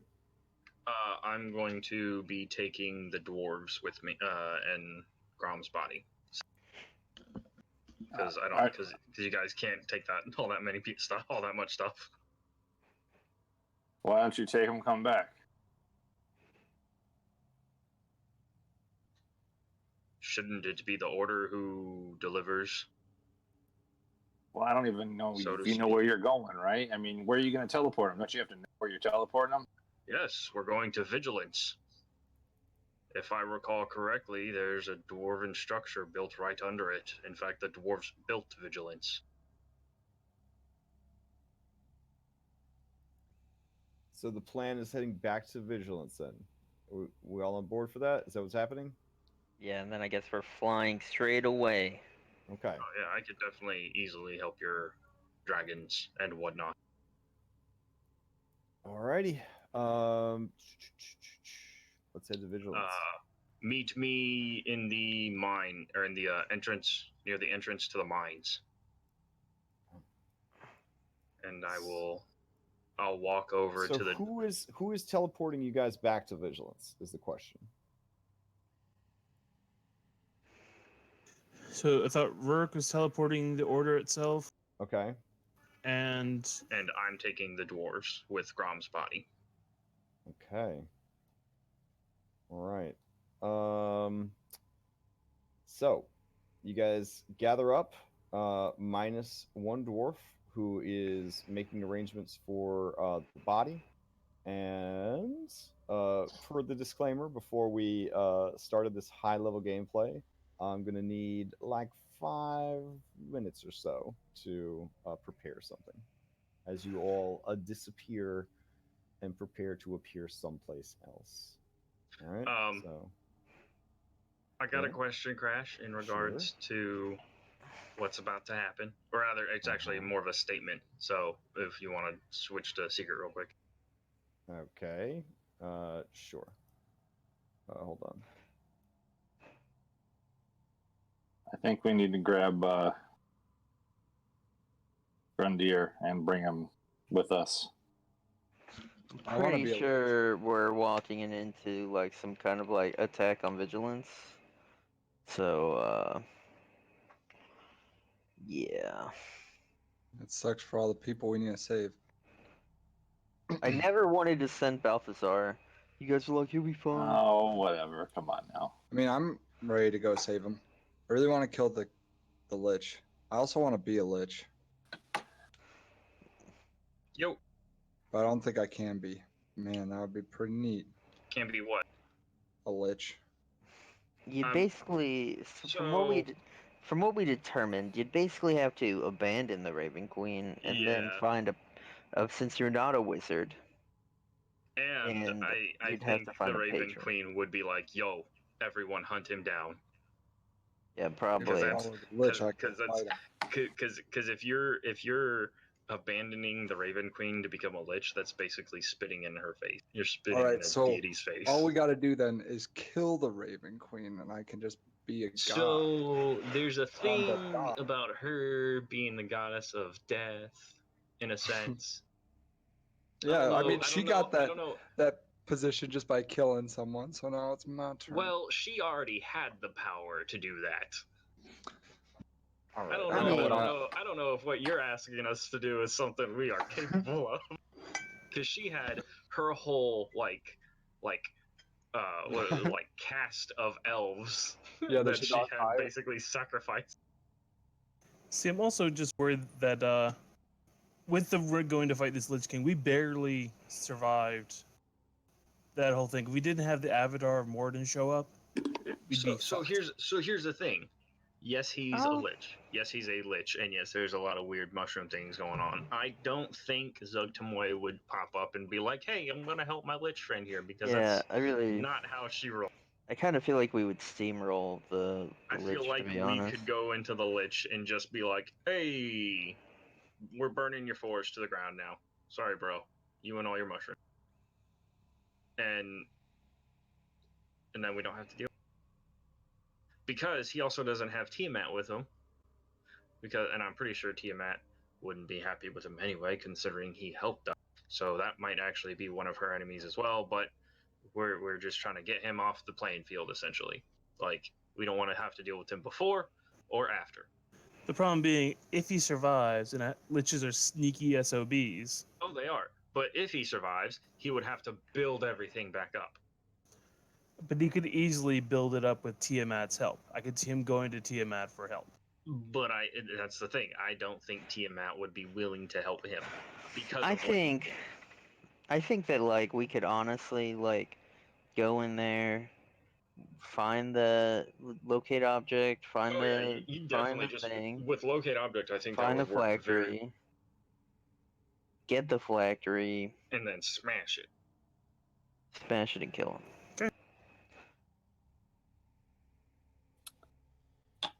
I'm down with Sounds that. like you all are very set on your mind, so. Oh, I'm just throwing out my thoughts. I'm not saying I agree or disagree because I'm not Look. part of the order right. Here's the thing. Balthazar makes Patuk feel real special. Alright? Imagine being like the hated nerd that gets picked on and kicked and gets his lunch No, money hold on. stolen. Bell liked you. And then he's got some cool. Yeah, Bell was like a grandpa. Like the older people always like, they feel bad for the picked on Bell nerd. thought Like you were inventive. Balthazar thinks that Potuk is the shit. Like Potuk's never felt like that before from anybody. What if like there's a plot twist where it's your brother just paying Balthazar to make you feel? What if Balthazar I don't is think really I don't just think betrays I don't you? think Pantuk cares enough about Potuk. Oh yeah, that's true. But what if there's like a massive betrayal where Balthazar is just like, I'm not your friend anymore, and nothing I ever said to you was true. Patuk already thinks that happened. Menal said told him as much. No, that was Or just the whole Memon. like weird. Yeah, that was just the weird thing that he was making everyone do chasing after. Unless Patuk really believed that was him, even though he knew that. Hey, that a guy with self-esteem issues might actually believe that. Yeah, but Potuk's also really yeah, smart. Patuk's very intelligent. He's not intelligent to know when somebody's blowing smoke up his butt. I would say, he's intelligent, but is he? What's his wisdom? Because Oh, intelligence is book smarts, and what's his wisdom? 0, a 10. Okay, so he has basic like skills of putting 2 and 2 together. Intelligent but gullible. Yep.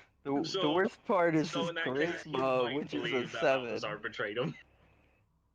Oh wait, now hold on though. Hold on. That was before you sent the message. Yeah. And so you heard back and it was like, oh, he's fighting something. So then at that point you would be like, well then obviously he couldn't have been here. So our plan is to go to Vigilance and then book them dragons. I'm get pretty the sure dragons, we're and then about to going, fight some shit. and then we're Vigilance. gonna fly to Ghostlord. I'm just gonna be like, anytime a dragon gets exhausted, I'm just gonna be like, greater restoration. Yay! No more exhaustion. I think someone's gonna die. At least one person. What? Like falling off a dragon? No, I think this is one of those side quests where I just have a feeling 2 people are gonna die. Do you feel like it's you? No. No, well, nothing to worry about then. Do you feel like it's me? I have no idea. I just got this sense. That's all. I'm going to try and keep everyone alive. Yeah, Merc, you got this sense, dude. I took all the healing spells. I do. All of them. I'm a forge cleric, but I took every healing spell I could get. And when I ran out of those, I took all the hurty spells I could get. I've been waiting to hear that for a year and a half now.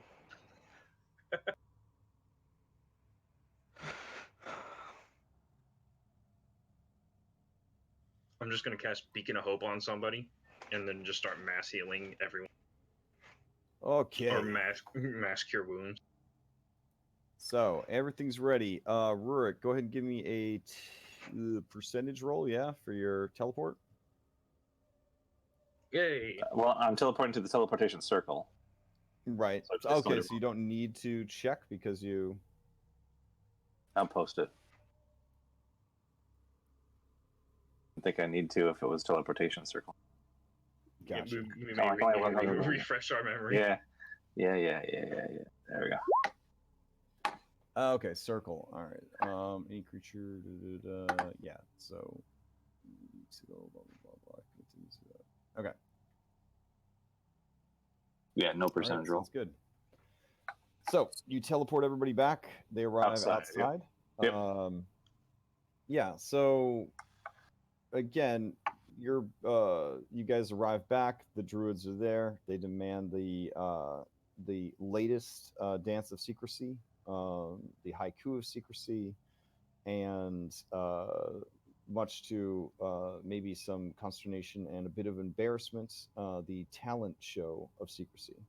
Once you perform these 3 tasks and confirm your identity, they allow you out of the Druid's Grove, planted by beautiful Tusco, who's no longer with us.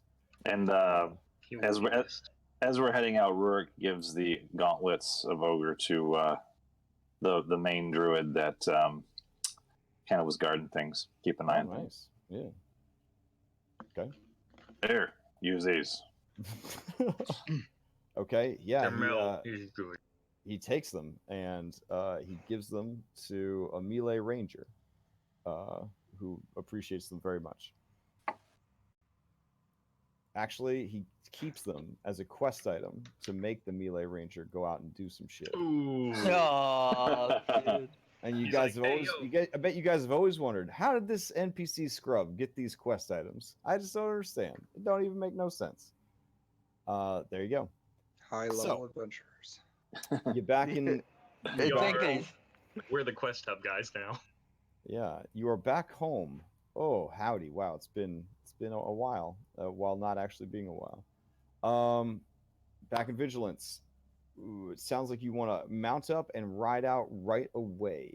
Is there anything that you needed to take care of while you are here in Vigilance? Well, Grungni and his dwarf entourage with Grog and Casket are marching up the mine or the from beneath the vigilance. Well, I mean, they use they're they're renovating the mines and trying to use them and stuff. So Oh yeah, It's- but these yeah, are just a whole bunch of random dwarves who just appeared out of nowhere with a casket. Yeah, so obviously in the mines, the people on duty are going to immediately draw weapons and demand answers. Wally Yeah, Wick. I did tell them where I was going, Right. so I mean, you didn't tell the people that worked in the mine that. And no, I'm saying I yeah. told Rurik and Co. Literally, one of the things that the people of Vigilance have been worried about for the last month or so Are is dwarves finding a way in. dwarves tunneling into their mine. So Oh, well, I didn't you have tunnel, made so- all of their worst dreams come true. Short of, I guess, Tiamat showing up and Just destroying the town. seeing that showing up next to me. Yeah, so it's pretty bad. Alarms are being rung. People are like rallying for war. As you hand off the gauntlets, and the druid gets a knowing look on his face because he's already planning out the quest he's going to give to reward these gauntlets. You hear the alarms being raised. A ding a ding a ding a ding a ding ding a ding a ding ding. So where did they show up? Where did the other and- group show up? Huh? Where did the other group show up? Well, you guys showed up in the teleportation circle Yeah. outside of town. Where The did he show up? dwarves, with their package, showed up in the mines. I told you that's where we were gonna show up at. You watch as Vigilance, well trained by Pendington and Ralnor Evensky, they begin rallying the remnants of the Pendington Guard and the bolstered forces from the Dragonborn city, and some orcs who have even stayed behind in Vigilance to essentially learn the ways of their new neighbors and allies, go into berserker rages because they have a legitimate excuse for killing dwarves, and they're going to get good guy points for it. Yeah, so That'd be so funny if it gets killed. the whole city is going bonkers because they've been waiting for it, and it happened. We've been training for this moment our whole lives. So, Dwarves in the mines! so Rick Some looks of the around guys were like, we're training for something that's probably never gonna happen, right? So And Rick then the looks- alarm. Yeah, so yeah. What do those They're- horns mean? What's the play here? Do I need to set up combat for like 150 miners against a level 17 cleric and his bros, or Well, what? It's going the to- alarm though that the mine's getting attacked, right? There's an alarm Yeah. going off. Let's go ahead and put heroes in initiative. I'd actually have to give you guys miniatures for that. So, yeah, that'll be cool though. Let me go grab your minis because Oh no, caretaker's there. Get rid of him. Get rid of that guy. yeah, this campaign is littered with the dead. But hey, Saltmarsh Sun representative, if it makes you feel better, one of the moons dropped last night. Oh, they But died? Yeah, finally happened. One of Oh, the moons. wow. Yeah. The Did they moon- cry? We're Did they recording. take right? it? Did they I don't- take it hard? I don't want to call anybody out on stream. Yeah. I mean, Screaming. you already said one of them died. If There it was was- only one, they probably know. There was some crying. Let's see. We got I mean, I didn't Aerodon. laugh at that. That's sad. Yeah. No, it actually I haven't had somebody cry since I killed my daughter's goblin dog. Oh no! And she cried, and then I felt a little bad. Only a little. It got milted by a black dragon. So I told her, if you're gonna go out, I mean that's kind of a champion way to go. But I think she was only like 8 or 9 at the time. So Oh, God. anyways, let me bring you guys back over here. All right, delete all these extras. Oh my god, here, I'll just put more of you out. There you go. All right, so roll into initiative so we can get this sorted. God, Pantuk took all the best toys with him. He took his blood golems. He took his Gigas Chimera. He took his super sexy dwarf. Oh man. Well. Okay. So everybody's rolled in. Let's. Oh. Okay. Let's see what happens here. Did you roll for your horse? Is your horse going to have its own sequence here? Of course you Yes, did. I did. Okay. Yeah. That horse is going places. So let's see. Who remembers the name of Aerodon's horse? Ruin. Okay, Ruin? well, Aerodon remembers. obviously you should remember. I was seeing if the Order Trivia show, if anybody. Oh, shit, I ruined that. I knew. Aerodon. Ruin right Aerodon. You ruined it, Aerodon. I get really it, thought ruined. it was a quiz. Aerodon was- Okay, so 'cause Ruin, I haven't remembered so much. Ruin, you're back in town. I don't know. What do you want? There's alarms going off. Is there anything anything you want to do? You neither hunger going on? nor tire. Your soul is emptiness, and your purpose is to serve the servant of your queen. I'm gonna fly up Okay. and see if I could see anything going on. Yeah. You see forces converging on the entrance to the mines. What kind of forces? Wait, where are the mines? There are palabros of mostly dragonborn and human descent. In addition to palabros, there are also regular infantry that are making their way over. Not really any mounted infantry. It's not really the time or the place for that.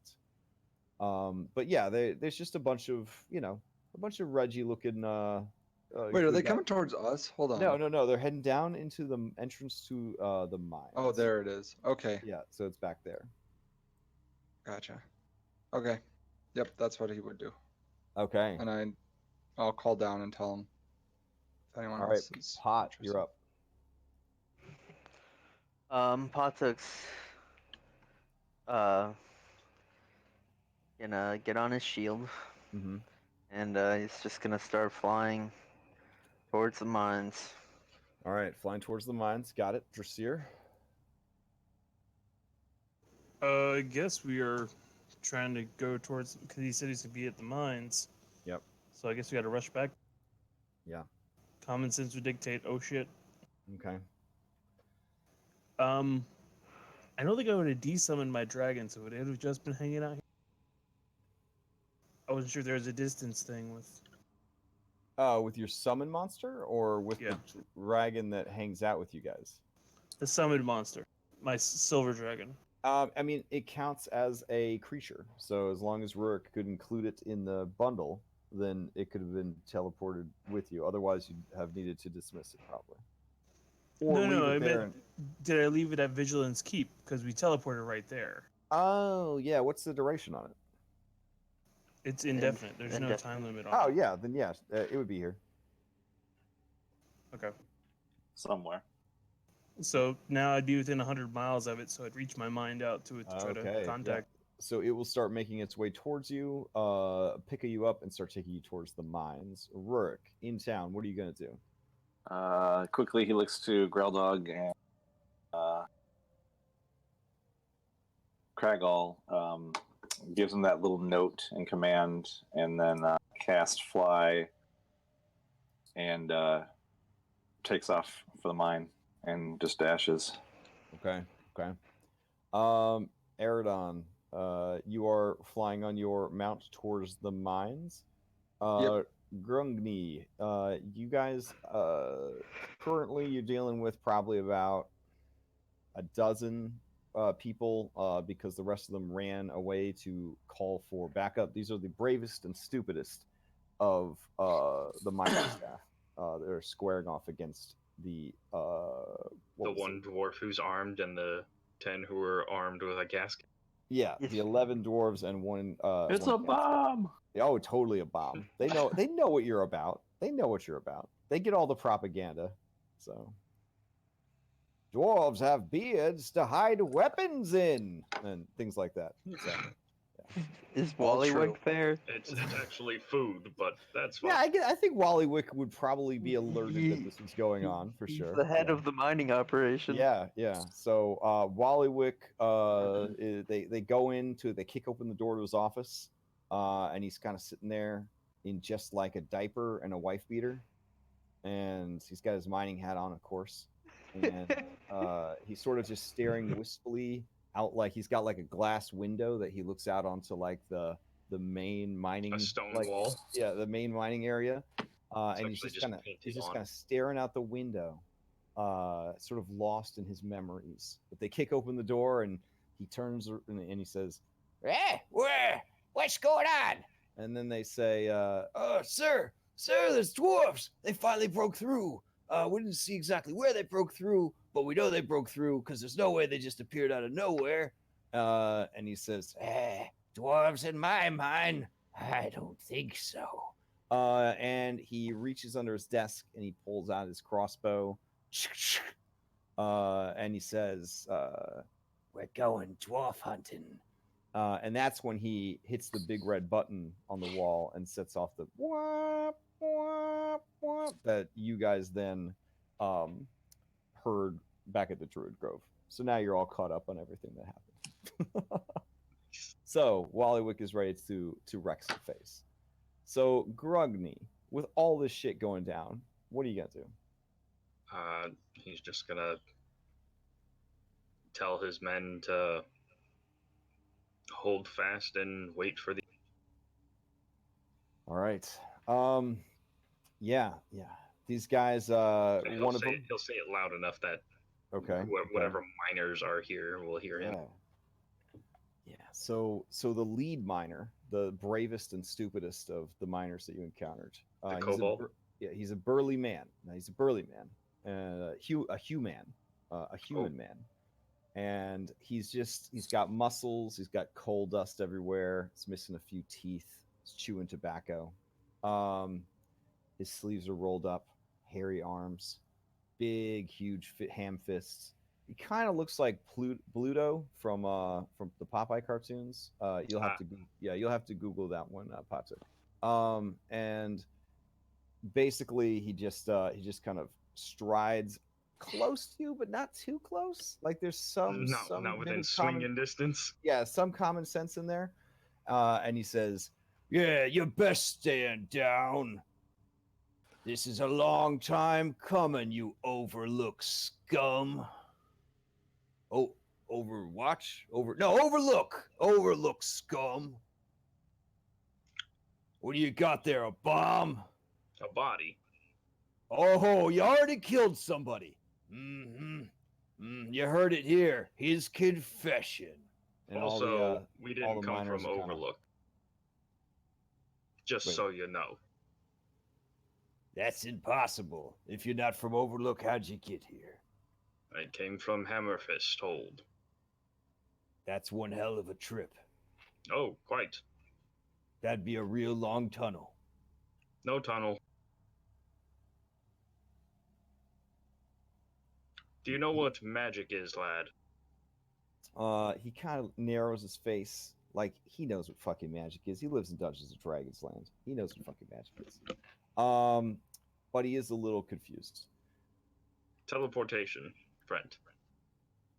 Well, All right. specifically through stone.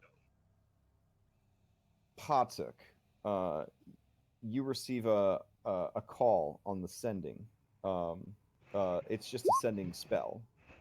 And basically, it is a low-ranking forge cleric who works in the mines.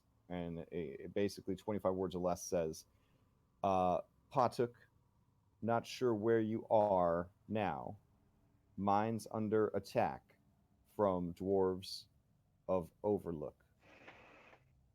Please provide some insight and direction. 25 words. Patok responds with, Wallywick's got the situation under control. I'm just kidding. He responds with, we know they're there. We're on our way. Don't attack them. Okay. The message is relayed as you guys kind of converge at your different speeds. Rourke, you get there 3 or 4 days after everyone else.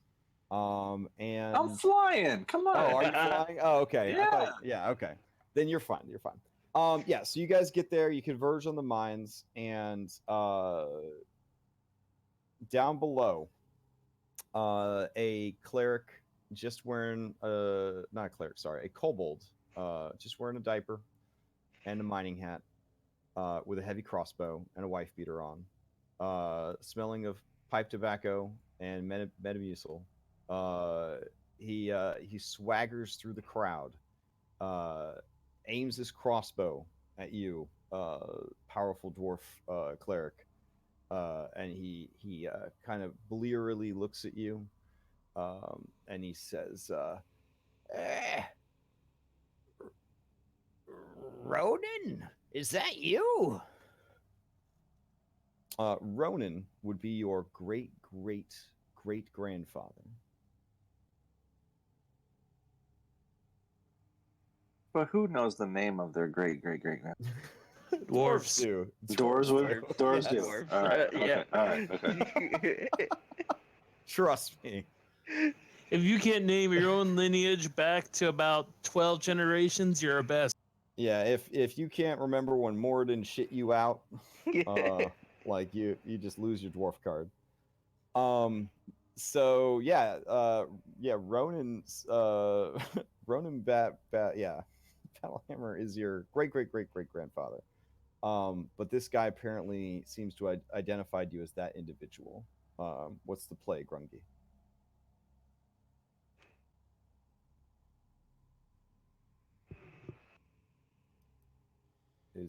There?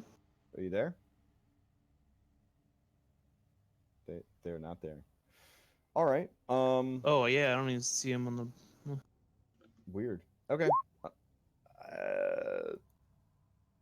Oh. Okay. Are you there? Yeah, I am. All right. Did you miss that entire scene?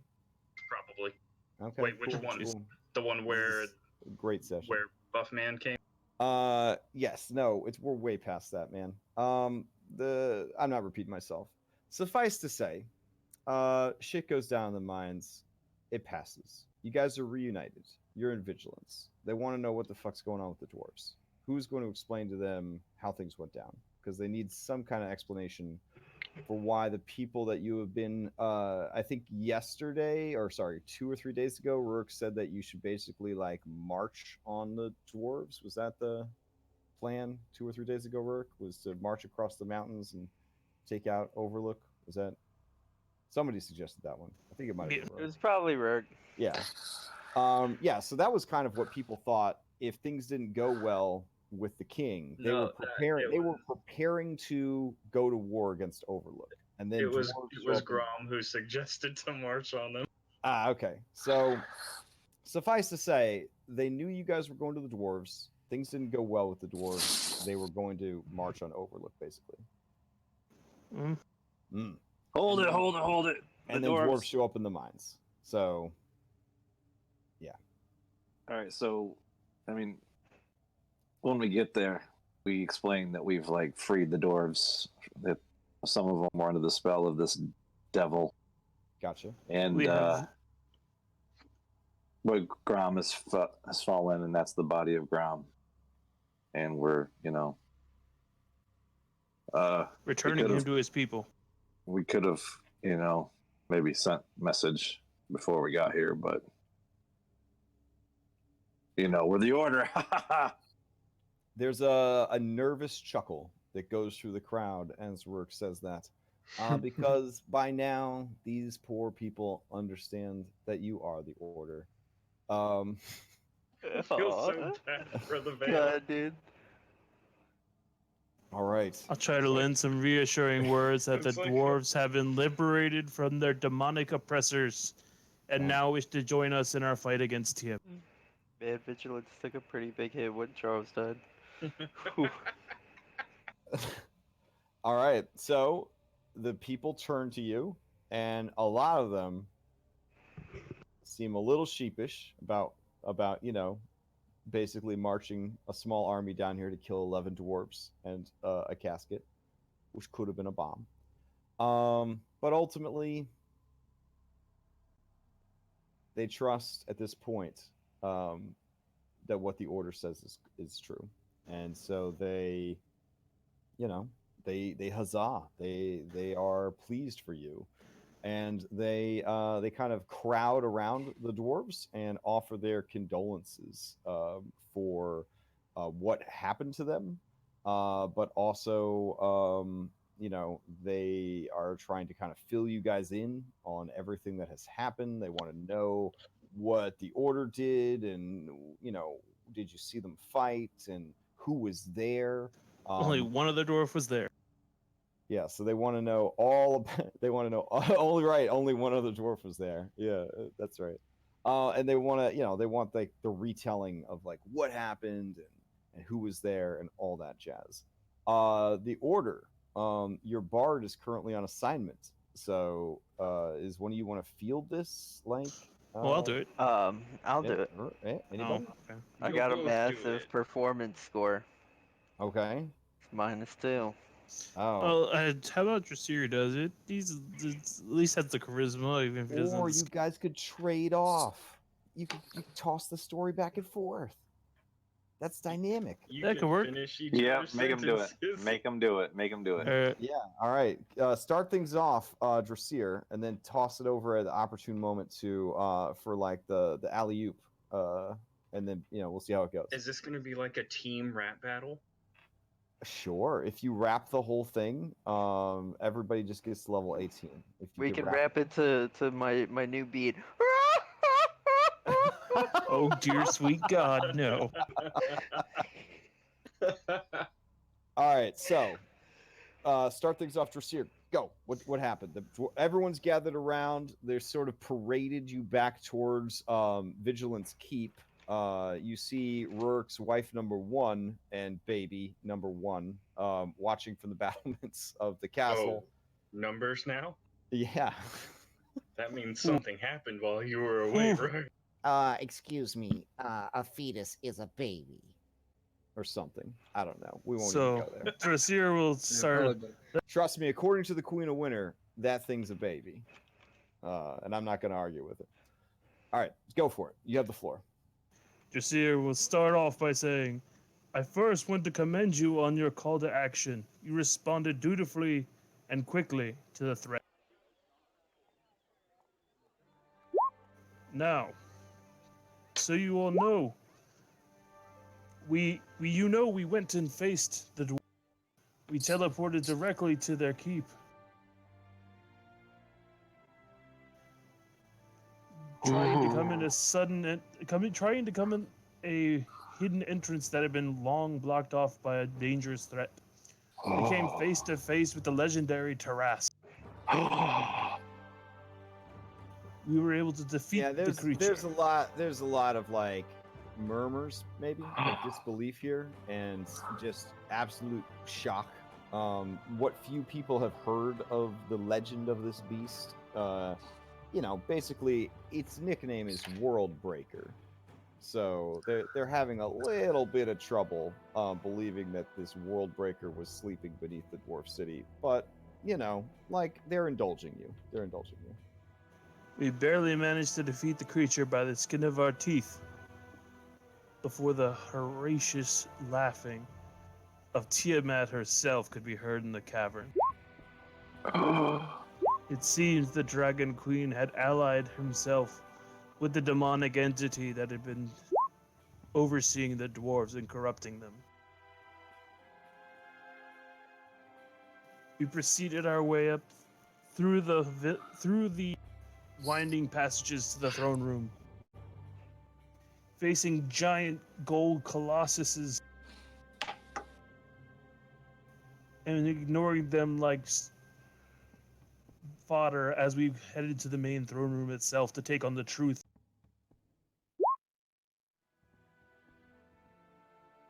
And it was here where Patuk himself helped to take down the giant gold colossus. I'll nod over to him for his And then what happened? What happened was, you see that old dwarf right there? He summoned Morden, and Morden helped us fight Tiamat. And then we fought Tiamat, and there was an angel, and she was really pretty, and she healed me a bunch. And together we attacked them and this big fat yellow devil guy. And I kept mocking her, and she was so upset. But it sounded a lot like.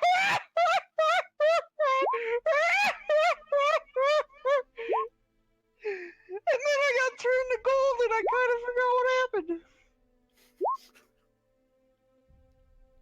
Is that an alley-oop back, or is it an Yeah. alley-oop to someone else? Yeah. Do you finger He gun just goes someone really else? quiet after he says, "I forgot what happened."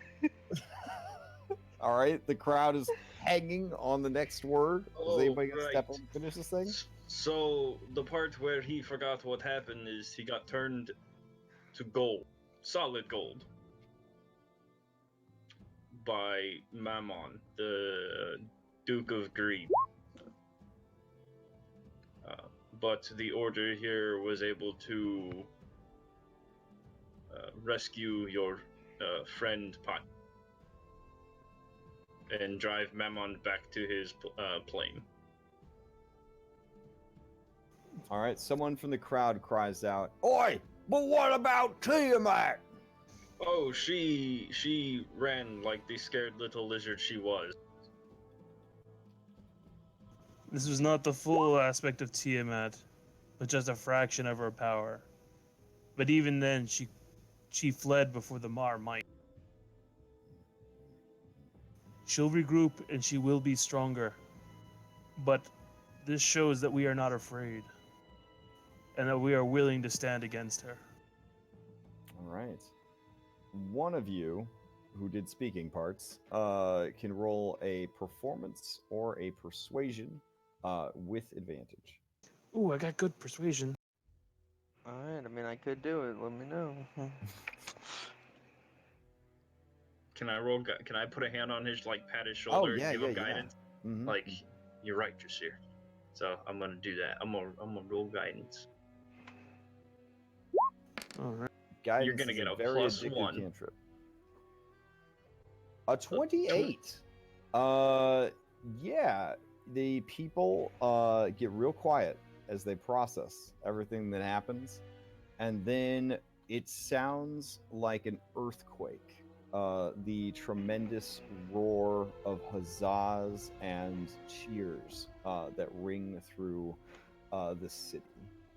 Bells are rung. The same alarm bells that were signaling dwarven invasion are now just being rung for pure exaltation. They cannot believe the crazy shit that they just heard. And they will remember the day, assuming they aren't killed in the upcoming war, that they stood in the courtyard of Vigilance Keep and heard this tale. And now we gotta go! Okay. Whew. And now you gotta go. All right. Well, let's find the orc or half orc or hobgoblin in charge real quick of the force. Well, Since you've been to the council meeting, why don't we leave my dwarf ambassador in charge of it, of presenting. He's so good at speaking, and he knows the hobgoblin from past council meetings. You trust him? Oh, that's a good idea. I trust my ambassador a lot, and the hobgoblin is the best military leader they have right now. The only actual character leader they have. Yeah, Right so one of the big rules that Colville put down in his Stronghold Followers guide that we get followers out of is the players have to be able to trust their followers. So all the dirty tricks that a DM can pull on you, they should not use your followers to do it.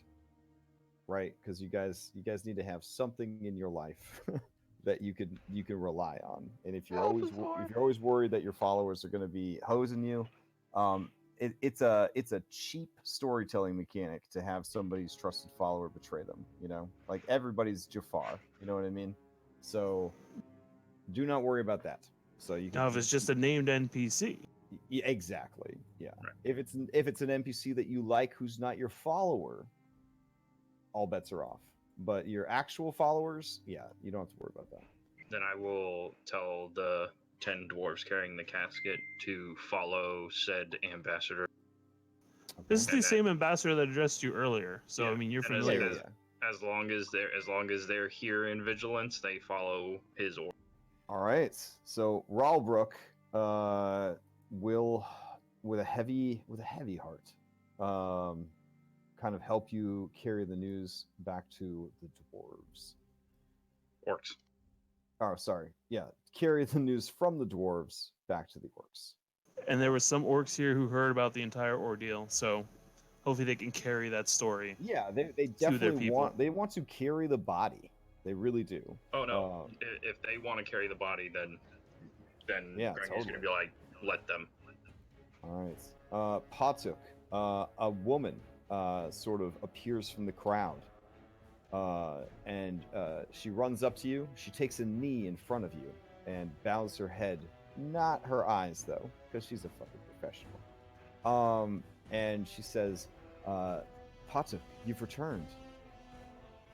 Yeah. Did you get that ring of flying we talked about? The ring of flying. I have a feeling you'll have to roll a d20 and see how it went. Oh, okay. Okay. Can I use my DM inspiration? Go for it.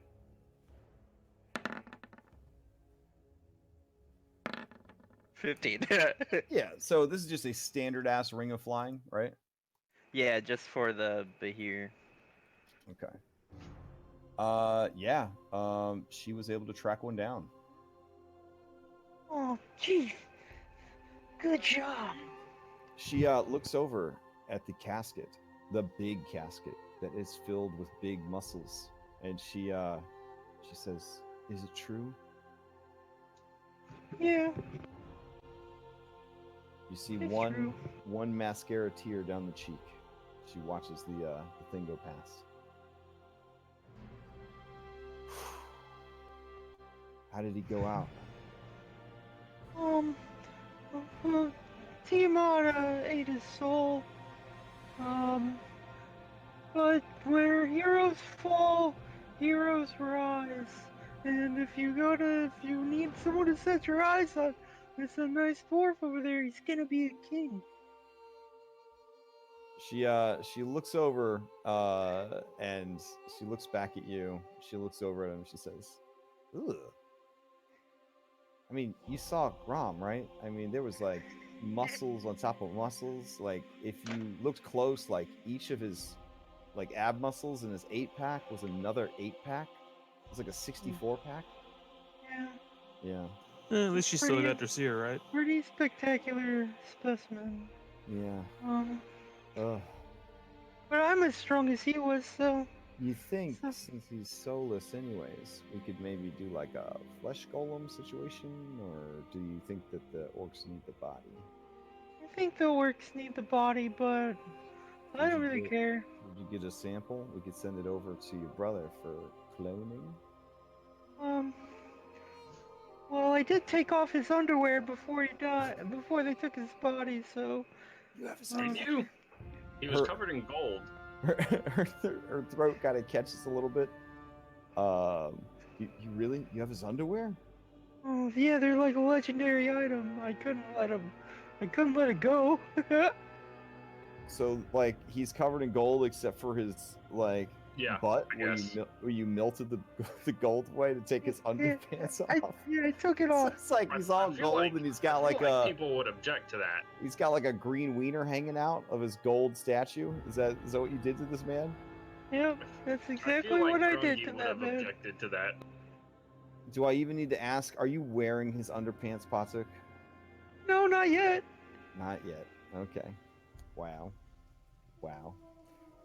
If you have the underpants, she would like 5 minutes with them. Okay. All right. You're never So- gonna see him again. All right. You guys mount up. Rourke, you need to say hello to any of your wives while you're here. Nope. Nope. Okay. I'm gonna check on the boy and make sure his health's all right. Okay. that was nope. I just saw him. I saw him yet like day before yesterday. We were just here, guys. Yeah. If you see him too much, you spoil him. Exactly. They don't appreciate it when you're around. All All right. the time. So, what is the play here? Are you planning to fly over the Thornwaste, see if you can see your allies under attack, and then save them? Cavalry, then. Are you flying straight on till Ghostlord's lair? I think Aragon needs to lead us on this one. Oh, that's good. Yeah, it's thematic for sure. Captain Eridon of the Raven Queen's Guards. What is the play here? Wait, what? That's you. Yep, that's what I thought. But the light focuses on you, Aragon, and you have Yeah. to Why did tell you do the this order to how me? Are, Rourke. are we going to save the friends, or are we going to go? I just, wanna like, kill- let them deal with it. The Ghost Lord. So you want to just roll on straight on the Ghostlord? So But we gotta save Yeah. Balthazar. We find So- Balthazar and then we That's kill a the Ghost side Lord. thing. That's a So- side quest on the No, way. that's the main thing. So Mm, here's just a little something, just to let you think on it. If we kill him, there's nothing controlling all his ravenous things. Oh, so this is like a Lich King situation. Kinda. All right, Thought I'll be we the were new starting Lich to shy King. away from the World of Warcraft lore. Hey, I mean- he brought it there, and I took it. All right, I'll be. I mean, it works. It works in every other fantasy pulp story. Why wouldn't it work in Dungeons and Dragons? Aragon, if we kill the Ghost Lord, will that free Riddles? Oh, where the hell It is might let his Riddles soul right now, pass. anyway? Well, now is your friends Riddles, Jericho? Did they turn themselves over to the Ghost Lord, or did they turn themselves over to Zug? Two different things. That's very true. So I guess I'll just have to as well. Oh, well, of course. One day, not today. I vote for the Ghost Lord. Then That's come what I on, wanna do. let's get on our mounts and get going. All right, heading towards the Ghostlord. Straight on to a morning situation. Got it. So we're ignoring your friends then. All right. No, we're Right. going to save Balthazar. Look, guys, it's true democracy. Just type in the Right. chat Yeah, what you type it think in the chat. party should do, and the party will do the majority vote. Balthazar Aren't they or fighting? Ghost Lord? Aren't they fighting? Wait. Yeah, oh, No, we that's the same provide thing, yeah. reinforcements. The Well, whole they were thing you've fighting. been They were talking about. fighting like 3 hours ago, and now by the time you get there, they'll have been fighting for 15 hours if they're still fighting. They're The still whole, alive, the whole yeah. discussion was to go save them beforehand. Mm, sorry, but Ghost Lord. I'm with you, Aragon. Wherever you go, I'll go. Balthazar, Let's get this done. It's gonna be a tie. Oh my Totally a tie. god. Unless someone So it can is. pay me off, I will change my vote. I gave you that bag of gems. He's already voting for the same thing as you butt. Yeah, so you can't switch Wait, sides. wait. Hold on. Bloodhound, you can Is tell me that any all- item you want, and I'll have Tom go. I'll have Tom go find it for you. Who? That's all it takes is for you to just want money. Yeah, Or that's what he things of wants. value? Of value. You said any item. That's it. What, do you want like a magic item? I could have Ton's free now. I was gonna give her a little sabbatical, but There it will mean is. saving Balthazar. There is an item I would like. And it's the Mask of the Dragon Queen. Wow. Well, let me tell you something. You probably don't even know about that. And it's a very, very obscure request. So, How about you're you just fired. take this here 1,000 Alright, go for it. gold piece diamond? How's that sound? Diamond. What? It's 1,000 gold piece diamond. You gonna lowball me too? No, you get one. Unless you would rather me not bringing your dead corpse back to life if you die. I'll give you 5 + 1 javelins. That's a pen. Why don't we just, They're why don't actually we just worth have a lot. we'll have a roll off here, since it's a tie. So, whoever thinks they're the best friend of Balthazar should roll for Team Balthazar, and Eridon, you should roll for Ghostlord since you thematically have the most against him. Alright, what are we rolling on? Just roll 100? straight d20. Oh. Oh, a D20? Oh, Would you roll a million? Friendship points. Friendship points. Oh shit. Fuck. Alright, I guess I'll take that gem. Fuck! No. Too All late. right. It's too late Damn. for that. You had your chance. Going to save friends. All right. Power of God. friendship. You should have taken it when you had the chance. All right. We're getting the Ghost Lord after it, though. Spent Well, too much time obviously. trying to haggle. All right. Give me a That's second me. to get your It's friends smart set up to real kill quick. 2 birds with 1 stone. Might as well go straight to the ghost Well, lord we're not- after we save the. We're not killing any birds in this other stone. Well, We're saving people. you know what a phrase is, right? Oh man, these guys are big. I forgot how small these maps were. We I- could have I had killed to- two I had different to dig birds. into the archive. The archive had like 75 maps in it. Or something. Jeez. This campaign's been going a lot of places. And Man. soon we're gonna go to space. All You're right. lucky I suck at rolling. I was gonna say I got my +5 too, but So didn't here's even matter. the thing, right? About what these guys are dealing with. The stuff they're dealing with is so yard trash to you guys with mounts, with your dragon mounts and everything else, that you'd really just swoop in and pick them up. Seriously, just give me haste, and I'll do the sacred shield on myself. That gives me AC 29. I'll wade through the whole lot. All right, Well, so that might take a while though, because Let you're me- still only getting a certain Yeah, amount of attacks. let me grab you guys and move you over there. But what I'm saying is, there's absolutely you'll see in a second. Which dragons are we bringing? All the dragons? All the dragons. I Okay. think so. We're gonna make a party out of this. Jesus. Okay.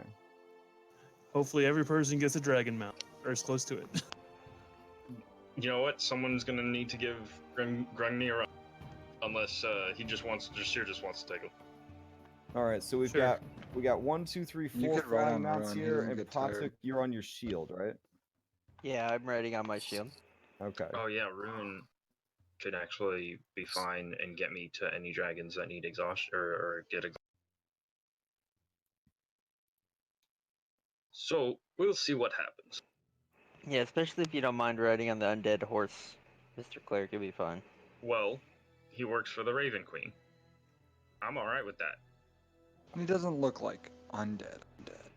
No, he looks like I decaying. imagine He smells. He smells bad. No, he doesn't smell bad. He like He sparkles. showers. He's like a Says the man sparkle- from the garbage dimension. He sparkles in the sunlight. Okay. It's a junk dimension. Yeah. All right, here we There's a go. difference. Bringing you over to where your allies are. You have been flying for about 9 hours. When the power, the magic of friendship, pulls at Patuk's heart, and you look down and you see your followers fending off yet another assault from what looks like wraith hounds and will-o-wisps. Yay! All right. So yeah, that's going on. One giant turn undead spell. We're good. Yeah, I will say this, that these guys are probably at this point pretty beat to shit, and rocking, I would say, some exhaustion at this point, because they've been dealing with this for for a while now. And it's one of those things that they escape or they fend off attacks, and then they try to get in a long rest, but they only get a short rest, and then more bad guys show up, etc., etc., sort of thing. So here's the thing: you guys are so freaking strong that we could do this two ways. One, we can do this as an actual fight where you you see how it plays out. You get to see your big ass numbers roll across the screen, and you just destroy shit. Or we do it cinematically, wherein when your turn comes up, you just tell me some hype shit that you do, and more than likely it's just going to succeed because this is a cinematic battle. It's up to you guys. I'm alright with cinematic. Cinematic battle. Alrighty. So, if that is the case, go ahead and queue up into initiative, so it can kind of get the idea here of a cinematic battle is to build on the turn that happened before your turn. Crash, can you put the Emerald Dragon on Rook's? Yeah. I don't have that template. Hold on. Oh, you know why you don't have a template for it? Because I did not make the Emerald Oh, Dragon okay, don't worry stats about until that. 20 Don't worry minutes. about Yeah, that. my bad. So what I'll do is I'll make it a controllable miniature. Okay. And I have the book open, but I don't have the stats in there. So That's fine. I have the stats here too. If it's a full Emerald Dragon or young one or whatever. yeah, it's a young adult. Yeah. All right, cool. All right, so let's see. We'll roll her into initiative real quick. There we go. All right, and your followers. Here we go.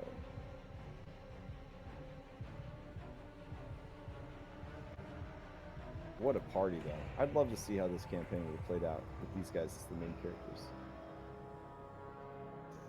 That would be awesome to do a secondary camp. While you were know, away. You know, the guy playing Kuzo like lent the DM money or something.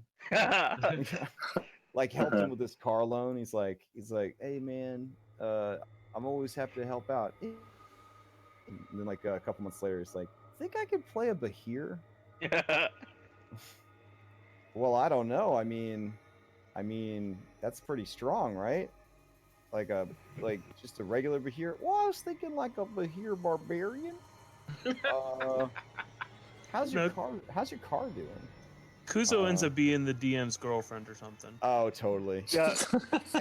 and she looks like Kuzo in real life. So Ooh. that's my Nice. fan fiction. Oh, okay. All right. All Like your them rough. fantasies come true. All right. So as you arrive, will-o-wisps are spooping it up. Such a good will-o-wisp miniature. Yeah, they are spooping it up, phasing in and out of visibility, shining lights, and essentially prodding your allies with their electricity, trying to sort of corral them together. Off in the distance, you see more fungal monstrosities. Some giants, some animals, some hobgoblins, some human. There's quite a few dwarfs. Some completely unrecognizable. They have been so perverted by the fungal growth that infests them. But they are closing in on this location. I don't want to make team followers feel like they made the right choice, but most of your followers would have died if you hadn't come here. So just throwing that out there. Or maybe not. So that is what they're doing. They're basically corralling them into the center here so that the reinforcements can come and just wash over them. These guys have no hope. They are exhausted except for Goldar, who is undead. And they are... Goldar is, like, spent on spells because he is foolishly a wizrobe, and arcane recovery can only do so much. Should have been a sorcerer or necromancer. All right, so that's what those guys are up to. Bloodhounds, what are you gonna do? Okay, so I'm writing on Kieros? Cinematically, what are you doing? Well, I'm writing on Kieros, and as he lands onto like one of these things, he's just ripping it to shreds. But I jump off, like Celebrimbor style, and it almost seems as time slows. I shoot 3 arrows as fast as possible, exploding the 3 wisps in the back, or the 3, whatever, the mushroom guys in the back. Oh, okay. All right, and then you kind of sploosh down into the muck, or do you stay airborne? We're starting a war with the Ghostlord. He'll like land up into these trees. Okay, sweet. Geo, the Emerald Dragon. What's the play cinematically as your buddy, the Sapphire Dragon, grabs hold of one of these ethereal hounds and drags it out of the sky. Its rider dismounts, takes shots, lands in the tree. As this is going on, what is Geo, the Emerald Dragon, doing? Well, Geode would fly down and grab that elf and that carpenter, and let's get out of here. We're not here to fight. We're here to save these guys and get out of here. All right. Geode lets out a roar, and she's happy about that because she only got that 91 hit points. Yeah, so she's going to fly down, and you're going to pick up William Farfell and Ralnar. And Ralnar, okay. All right. It's getting pretty packed on this mount, but she's trying her best. Well, I was thinking she'd grab them with her claws. Like, oh, nice. Just like grab them, so they might, might get hurt. I don't know. Yeah, she does a grapple with each hand. That sounds good. All right. The Argentavis grab for any Arc players out there. All right, so she goes down, grabs him, and takes flight again. All right, William Farfell, the carpenter.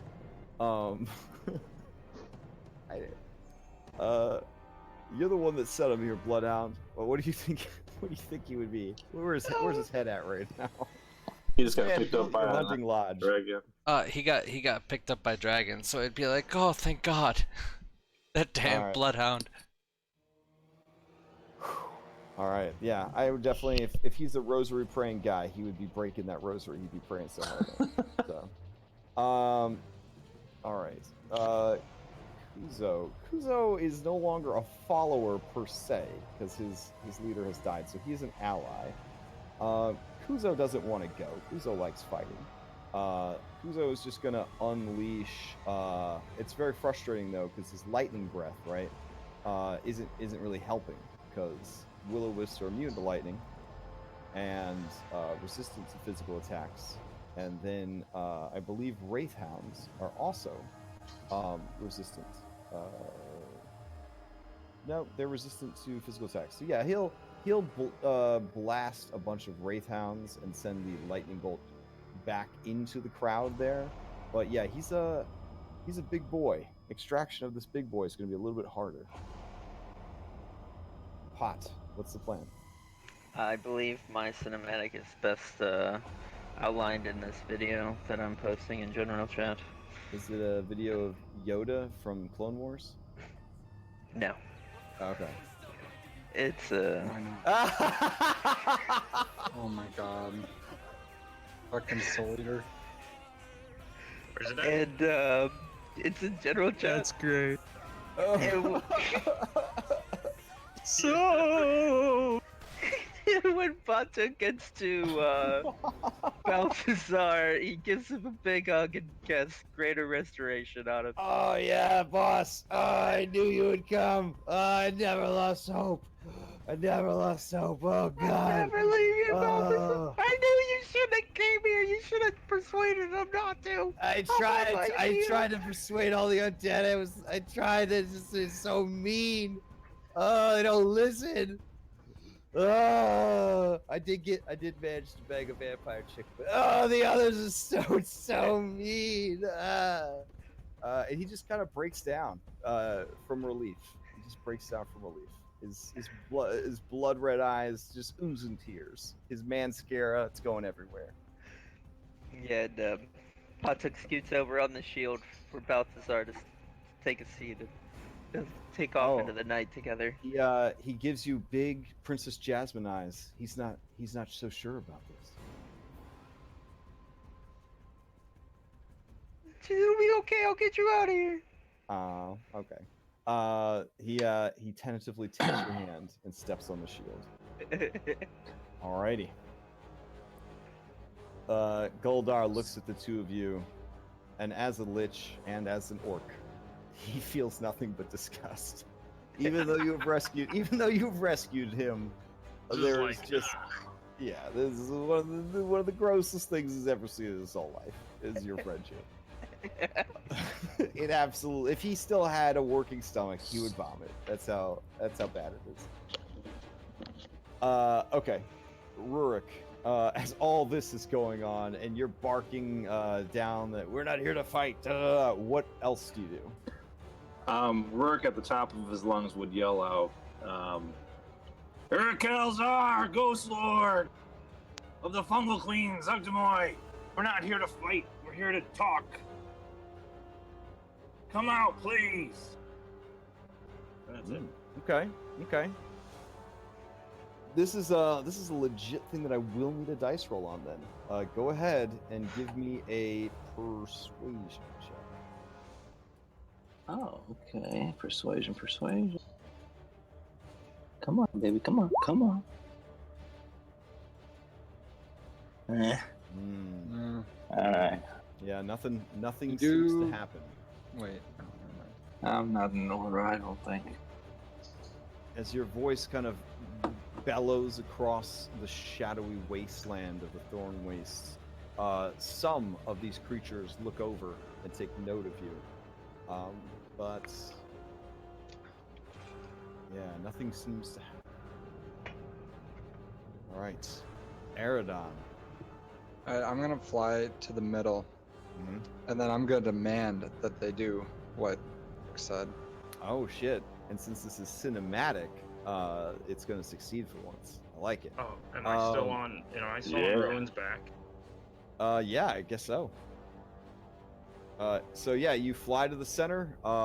You are mounted atop your spectral steed, and you demand that the undead listen to what you have to say. To what Rurik has to say. To what Rurik has to say. Yeah, All what he just said. Yeah, I mean they don't represent, like, they can't really make decisions for their boss, but they seem to halt their approach. Crash, can you track my shield then? Yeah, sure.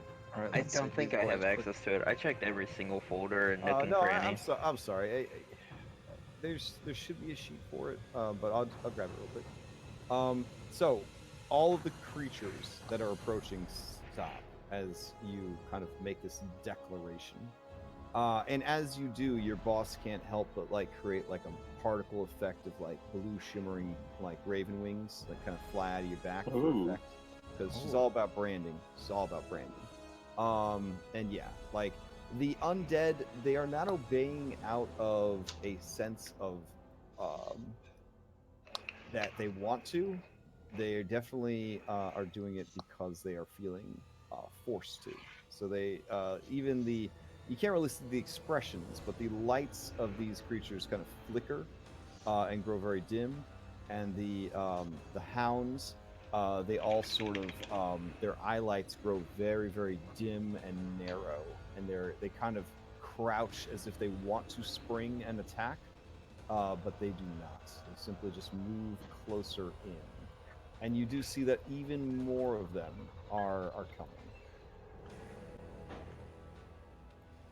All right, so Rurik, did you just want to save these people and get out of here?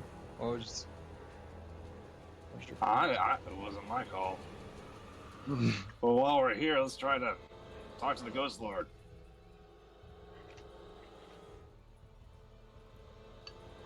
All right, let's fucking talk to him. Okay. I mean, he's not physically here, but these guys are. Patsa, can you make him come here? Grungni, you're up. Also, you're on the back of this undead beast, surrounded by undead. Off camera, hundreds of undead.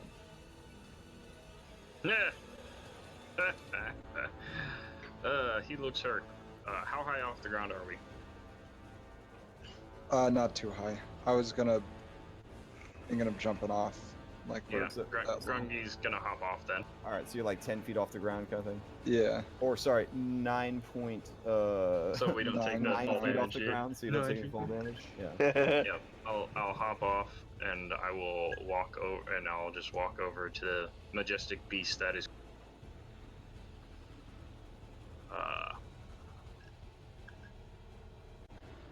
You look hurt. Let me do something about that. Actually, I know what you are, so would you rather me heal you, or do you actually want to start hurting things? Yeah, I believe Kuzo only speaks Draconic. But in between bro hugs and relieved sobs, Balthazar translates for you. And Kuzo makes a perplexed face and says just a few words. And Balthazar chuckles and says, why not both? Why not both? Yeah, you're right. I can give him a weapon if you can heal him. Oh, I'm just gonna make him a weapon. Oh shit. And I'm gonna put my hand on his face beak and cast Holy Weapon.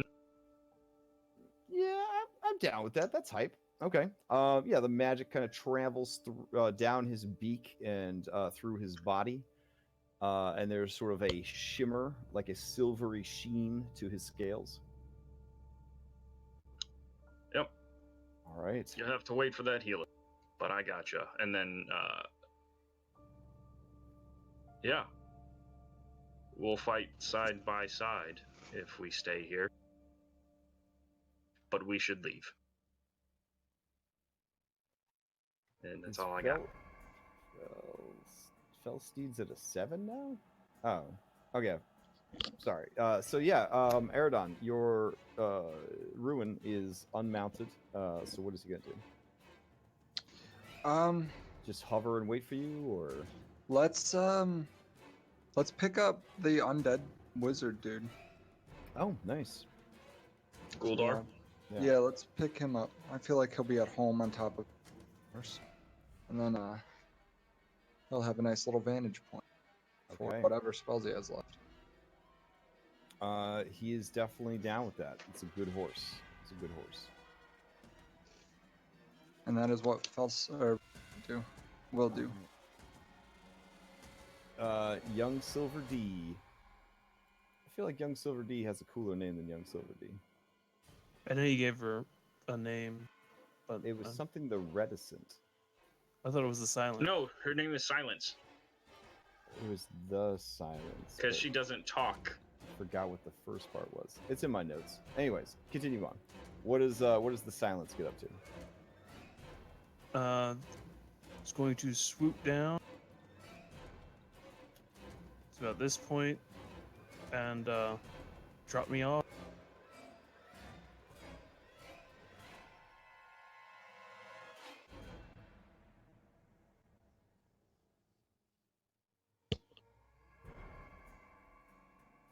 Out of the way, but an imposing threat if need be.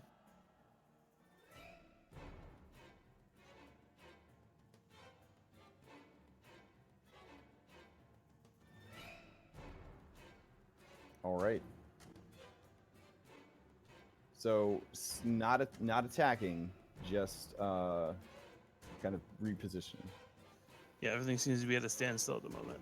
All right. Yeah, just essentially just dropping me off and then flying up. All right. Sounds hype. She swoops down. You hop off and join your allies on the ground, and then she uses the rest of her movement to take flight.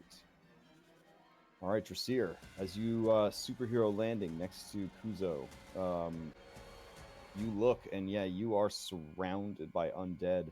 The glowing blue and purple lights of these hounds and will-o-wisps illuminate just an endless sea of fungal horrors. I'll just use in Draconic, say to Kuzo, looks like you've been having fun. Yeah, to remind everybody what these fungal horrors look like, they look kind of like that. Really gross. Yeah. I have my weapon unsheathed so that if they're in my aura, they get bonuses. And prepare to fight if need be. Okay. You know what that is. What? What are you talking about? I love that. Yeah. It's a good looking mushroom zombie. And a great game. All right. So Ralnar is going to just be like shaking his head. He can't believe he's alive. That's kind of where he's at because he thought it was the end. And he will take a bow out with shaky, trembling hands because exhaustion, and he will notch a bow, an arrow into his bow just in case. And he's you've known him for a while, since the beginning of Skills of War at least. When I believe you rescued him from. We kept that guy so safe. We rescued that guy like 80 times. Yeah, so Ralnar turns to you, Rourke, and he says, I'm sorry, Rourke. I think we were in over our heads. Yeah, they shouldn't have sent you. But he just has so many minions. We've been fighting since we got here. I'm so tired. just climb up on the back here and rest. All right, Rourke, can you give me a perception check real quick? Perception, Rurik? Yeah. All right.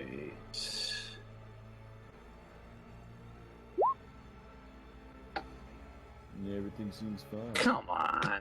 All right, Balthazar. And before Ralnar's infected. Whew. Balthazar takes a deep breath, and he's just sort of holding Patsuk like a toddler, like a like a hug / carry sort of thing. Even though you're on the shield, it's really awkward. And kind of realizes what he's doing. He sets you down, and he says, Don't count me out yet, boss. I'm still good for this. You get me to that Ghostlord. You sit him down at a table, and I ain't gonna persuade the fucking spores right off of his mushroom. I know you will, Balthazar, and I'll get you just there. Oh, really appreciate you not giving up on me. I was kind of saying my prayers there. I was getting ready to go see the Night Dragon. It was over for me. So. No, you can't die until I die. Okay, make that promise. Oh yeah, you're familiar with that halfling tragedy romance play, the Journal. We can both deactivate at the same time. Who is the actor? Yeah, we'll just lay next to each other on the couch, and just I think I'm gonna die, bro, and then I'll be like, me too, and then that'll be it. I wouldn't want it any other way. Yeah, he starts crying again and tries to get it together for his big meeting with the Ghostlord. All right, Goldar. Goldar just looks over from this badass edgelord mount, and he's just shaking his head in disgust. He's going to ride Ruin down next to you, Eridon. Oh, I didn't jump off yet. Oh, okay. Then he will say to you, this is a this is a fine mount you have. A very fine mount. I see that you're in the service of that charlatan. She is my queen. You will not talk. My apologies. and he holds up his long, spidery hands with their long, nasty black nails, and he says, She has been after me for a very long time. Is my life in danger right now, Sir Knight? Oh boy, I didn't know that. No, it is not in danger at the moment. We have more pressing issues. I accept your offer of peace. And he looks over at Potzik and Balthazar, and he just says, peace, we'll leave it at that. All right. Ugh. You came at a good time. I was about to let them tear me apart. I don't know how you're gonna get Big Boy out of here, though. all right. Willow wisps continue to spook all around, flickering in and out. There are lights trying to tempt some of you out of your neutral circle. Bloodhound, what is the plan here? 3 arrows around, several hundred bad guys. This could take a while. Just for like cinematic and kind of hype. Yeah. And considering that these are probably like lesser foes, he's gonna fire 3 more arrows, but then call on like the arcane archer in him and control the arrows as they pierce through each enemy, sliding in or piercing through, like it just runs through multiple enemies until it finally stops. Oh yeah, sure. Like, so you're just gonna like fire just a column, like a charged up Hadouken style, just wave just through the guys that are surrounding you. Well, sort of like part the sea of undead, as it were. I could. Well, that sounds pretty cool. But I was thinking like fire my arrows because I have an ability to curve my arrows. Mm-hmm. So, but since these are being like lesser foes, just fire at the ones closest, and then. Have you seen the movie Wanted? I've never seen the movie Wanted. No, that was to Crash. Oh, I've not in a very long time. They essentially take bullets and shoot them around corners. But I'm not like. Oh, right. I'm not like curving it around the corner. Arrows. I'm using my arrow and then, like, basically putting my bow to my side and like using magic to. As my arrow pierces. Objects. Okay, Yeah. So have you seen Yondu in Guardians of the Galaxy? Oh, Yeah, you're trying yeah, to that- Yondu that- the arrows. yeah, Okay, yeah, yeah. That's hype. Okay. I don't know who that is either.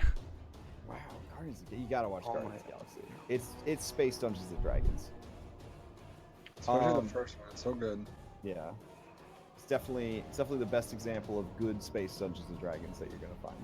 My headcanon is definitely the fact that all the Guardians of the Galaxy is the Avengers playing Space Dungeons and Dragons. Absolutely.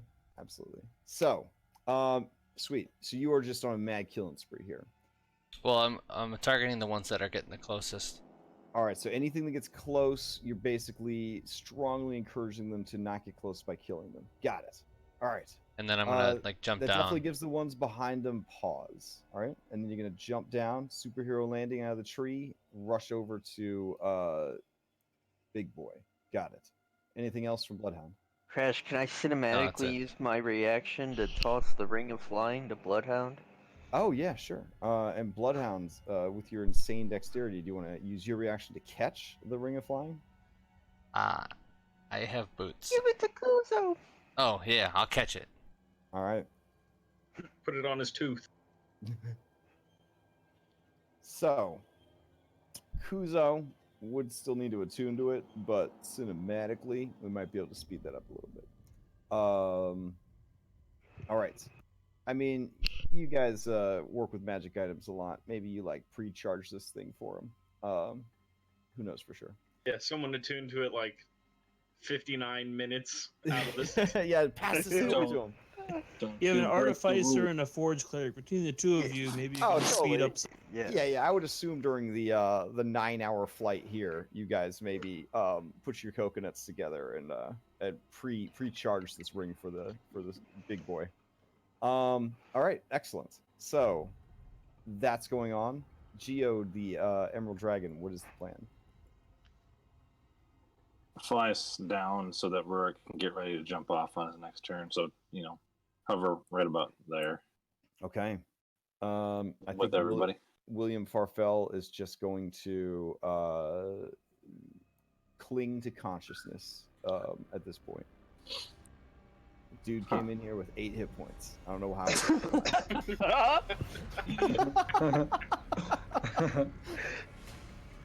Easy, Geo. I think he's just here because I'm worried that if he dies, you'll get to roll for a new follower and it'll be way stronger. So he's protected, by his own weakness. If we can't why we you get said better it ones. Is that why you sent him here? To recycle? Damn, Why would I do Bloodhound. that? Damn. All right, Now we know the literally, real reason. who needs a basic bitch carpenter? What do you mean? I got a hunting lodge for you. I got a miner. I'm putting him to work. He had his crossbow and his diaper. Oh God, I can see this now. You guys put your worst followers on your airship and then you empty the gas tank and you're like, you guys fly over the mountain real quick. Oh no, they're dead. Oh, what happened? Oh, you said you're an accountant? Yeah, we got you on this. On this Jesus. fucking mood. Hey, an accountant would be really useful at this point. All right, They so really would. Kuzo is going to look down at the ring that you're pro-offering and bite it out of your hand. As he does, you see draconic wings of elemental air sprout from his back, which is kind of hype. He's probably both super pissed off, but also super hyped. This is a dream fulfilled for a Bathir. But it's sort of like that thing from Bug's Life where he's like, I'm a beautiful butterfly. So he has these normal, like, medium-sized creature-sized wings. But it does allow him to fly, but he has to really rev them like an Apache helicopter. It's like a hummingbird wings is what he's got. He cries out in exultation and draconic, I'm flying! He looks like one of those. Unstoppable now! He looks like a Gronkle from How to Train Your Dragon. Unstoppable. It's like giving a T-Rex little extendy arms. Yeah, he can do anything now. So he begins lifting up off the ground, and with one of his 8 legs, 12 legs, he grabs 6 legs? I thought they had more than 6. Pretty sure they got 8. He grabs a hold of Bloodhound. And I guess Dressier. Like, he can grab everybody. He's a fucking Apache helicopter now. He is the dropship. Yeah. Grummy will like try to clamber on top of him. Helicopter pilot. Yeah. So that happens. Like, I would group his wings with his mini, but grouping so bad in full 20 to probably just blow up everybody's map if I tried to do it. Actually, where his icons are, you could pretty much you put the little wing icon, and it'll be just in the right it'd be a place. perfect fit. There you go. The early days of technology is when people are the most clever, coming up with these solutions. There we go. Beautiful. All right. So yeah, he's gonna pick everybody up and just. Now the thing about will-o-wisps, undead wyverns, and these lovely wraithhounds is that they can all fly, so they can certainly keep pace with you. But Eridon is sort of giving them the "I'm watching you" sort of gesture. with his raven wings splayed out and his horse looking, super badass, and copyright infringement necromancer hanging out, weaving spells of deflection against their approach. If you'd like, you may extract yourselves from this scenario with your followers. I would like to extract. Probably a good idea. Wait, no, one more. One more? Okay, all right. So, Kuzo, any parting badassery before you head out? Kuzo's good. Patsuk, any parting badassery before you depart? No, Patuk's just showing Balthazar the ring he got in the Dwarf Kingdom and telling him about how he fought Tiamat and that Morden was there and that there's this pretty green angel that he thinks likes him. Yeah.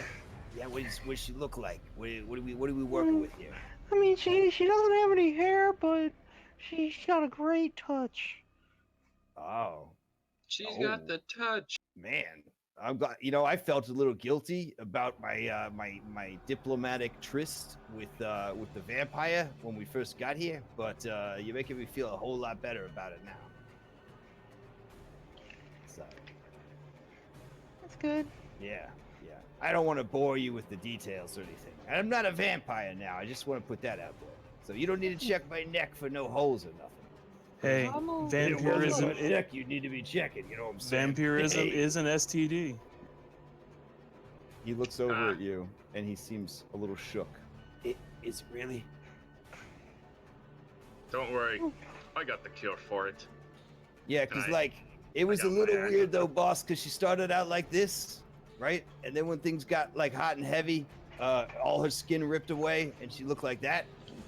Yeah, but you know what they say, you're in for a copper piece, you're in for a whole pound of copper. So I just, I admire your courage and bravery and your willingness to see the task through to the end. Yep. I figured I would diplomatize the first decent-looking undead I found as practice for the Ghostlord. That's wise. Are we all off the ground at this point? Yeah, I would think so. Yeah. Alright, I'm gonna take my pocket nuke and drop it. Pocket what now? What was your pocket? Hey, it's not your turn. Oh yeah, Rurik, you're up. Kidding. All right. Say it's a full necklace of fireballs that you don't have for the rest of the cabin. Rurik stands up on. Okay. Rurik, yeah. Rurik stands up on the back of Geode and flames up. Okay. Into Mantle of Flame, so he's on fire, and he puts his arms out to his side, and he just stares into the waste, and he shouts out, "Lord of the Thornwaste, we are not here to fight you. The Order is here to strike a partnership that may add to your numbers, like the war with the Red Hand benefited you earlier. Come take us.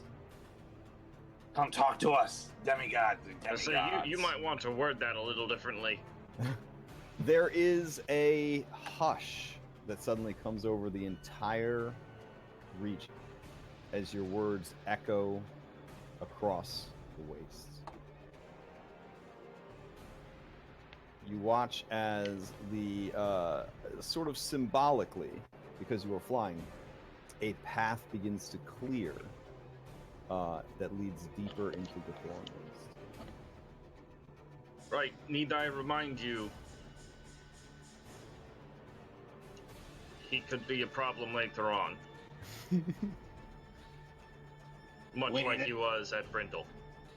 We need to know whose side he's on for this coming war.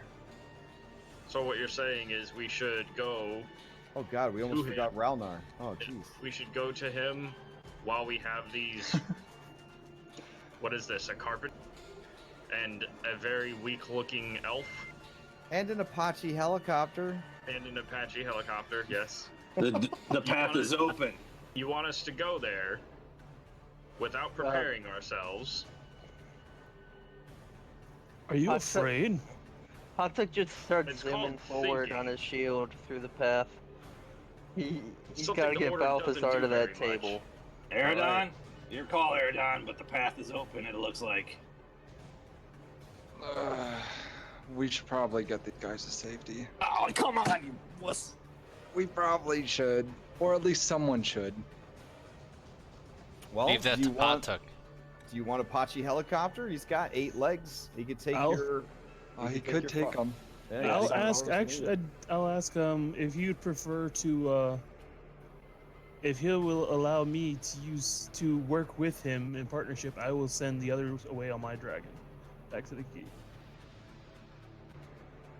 So you want to ride on the here with He's wings? trying to get rid of the carpenter so he can get the here. Yeah. I got you.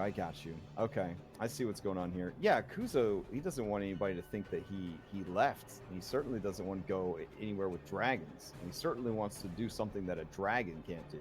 So yeah, like dragon racism, like in every cell of his body. So yeah, he throws. Here's the problem though. Your dragon, she's pretty tough, right? But only is a large creature. Does have a 23 strength score.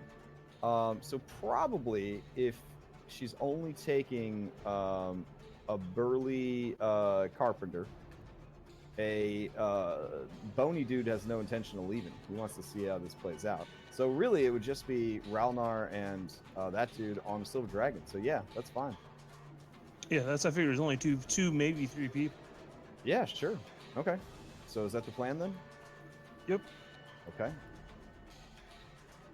Then the rest of you are going to follow the path that has been created?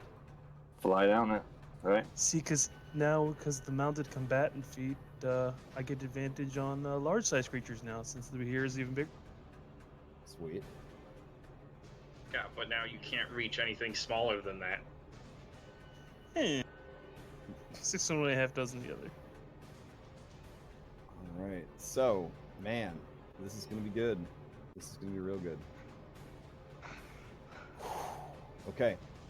You guys follow the path. Let Balthazar roll 1 persuasion check.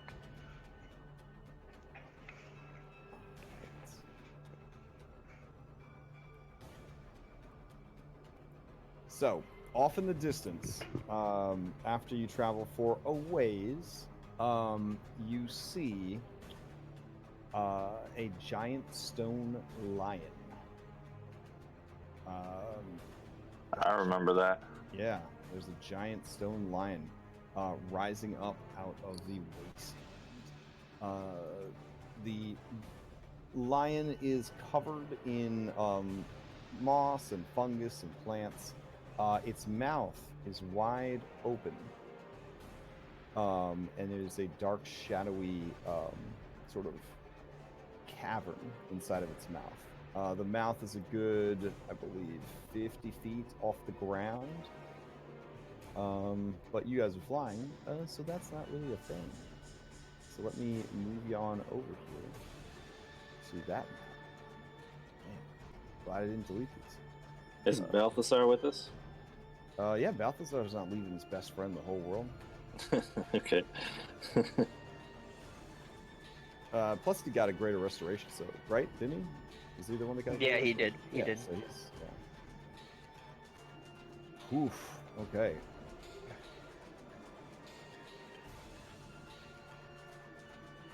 So let me grab the Ghostlord. There he is.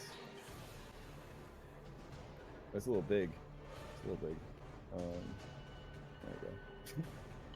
And Ghostlord will just be he'll just be hanging out on top of his lion. Oh man, it's like the Wayback Machine tonight. Remember this lady? Yes. Yep.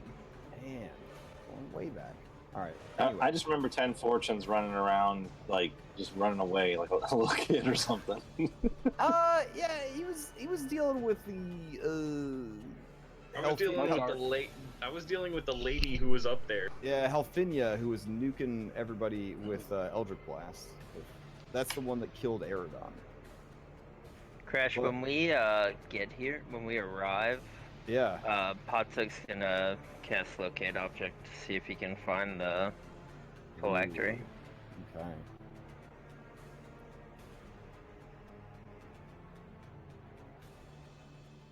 Yeah, it does not seem to be within 1,000 feet of you.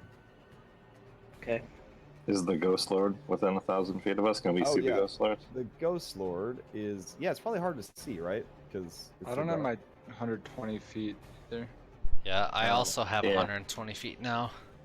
All right, let me turn on dim Can light. do. Hold on. Since I have the robe of eyes, it's now 120 feet. Oh, nice. If you guys could send me all the updates for your that you need for your minis, I can just knock them all out in like one batch, so that I don't forget before next week. Oh, now I can see everything. All right, cool. Like past 120 feet. Yeah, I Yeah, it's can't. because you lit it up for everyone. Uh-oh. There we go. Whoa! See, I had my aura though, and also the 120 feet last time, but then it disappeared. Well, also these are smaller maps, as well. So. All right. There are a lot of something. How is that? Did everybody mostly see everything? Whoa. Yeah, That's I a can lot. see pretty much everything in dim light. Yeah, it's all dim Not for everything. I can't see behind the statue. All right, hold on. I gotta drop some moons down. There we go. Oh, you're good. Well, behind the statue is... This is where Takran died.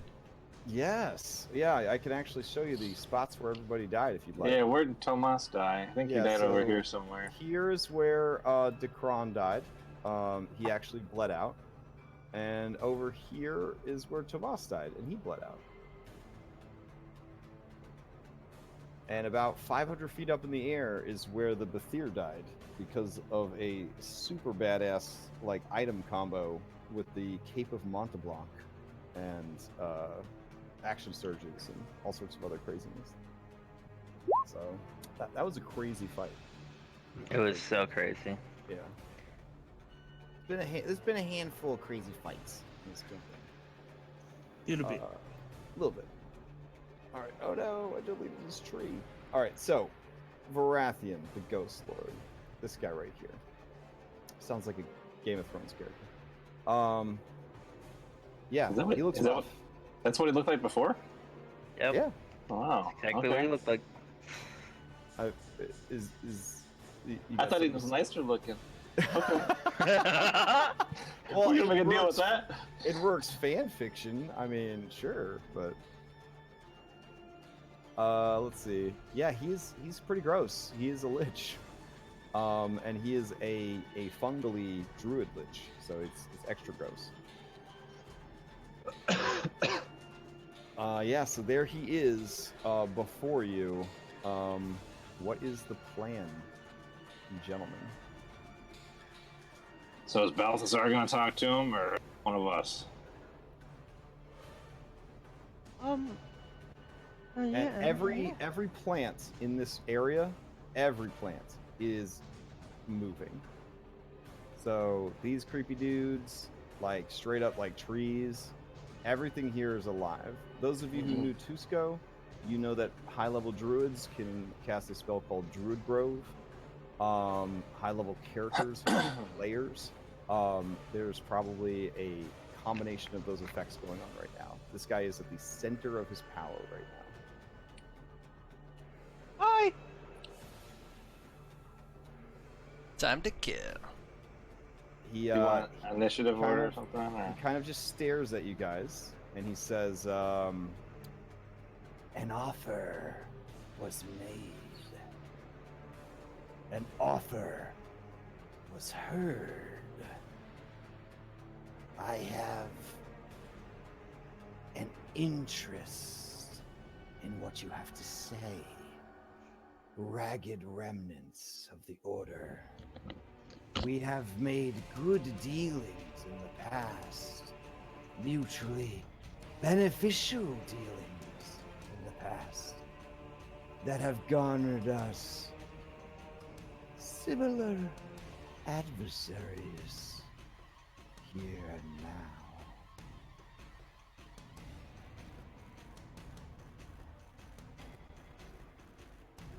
You know our plane is at risk from this evil Tiamat, dragon, Yes. god, The whatever. world will shatter soon.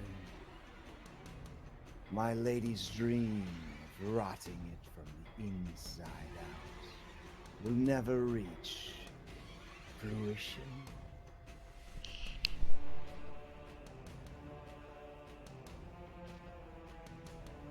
So I take it. Go ahead. I mean, you can go ahead. Are you scared, Potuk? No, I'm not scared. This is real shit, Potuk. You know, I can see the fucking million zombies around us. So is it My safe name's to Potter, by the way, Mr. Guy. I have scried you. I know. I'm a bit of a fan. And he parts his leather robes a bit, and you see he has an Order T-shirt on. When did we start having merch? Oh, that was like, yeah, it's been a while. We have figurines and everything. Oh wow. We haven't seen any royalties from him though, so. As you have this conversation, Balthazar is the most silent he's ever been. It's really weird. It's really weird. So is it safe to assume, Lord of the Waste, that you and your queen are not in line with Tiamat?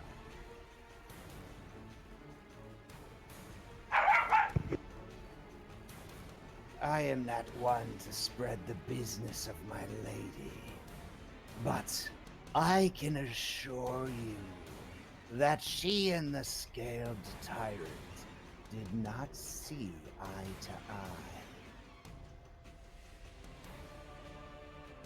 I'm gonna mutter to Uruk.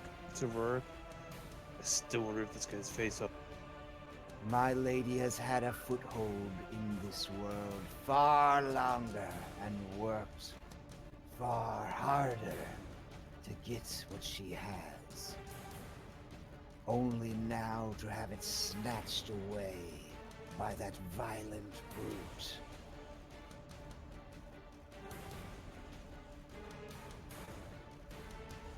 Then should Tiamat breach this plane, will you and your queen help to push back against her?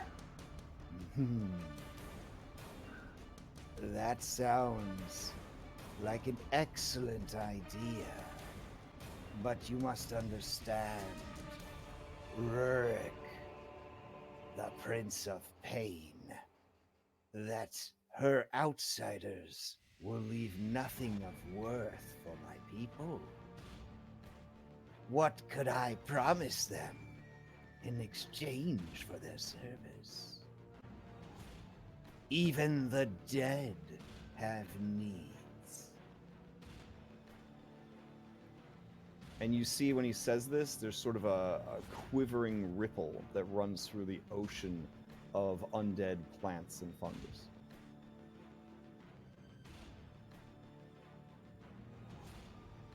Rurik looks to everybody else. What do we have to offer, guys? I think this thing bodies. Have anything. In the war, there's probably gonna be plenty of dead women. Incarnate them. All right, you can stop talking. Yeah, no. I mean, Bloodhound, you're pretty close to what he's asking for. Not just women, dead women and children reincarnate.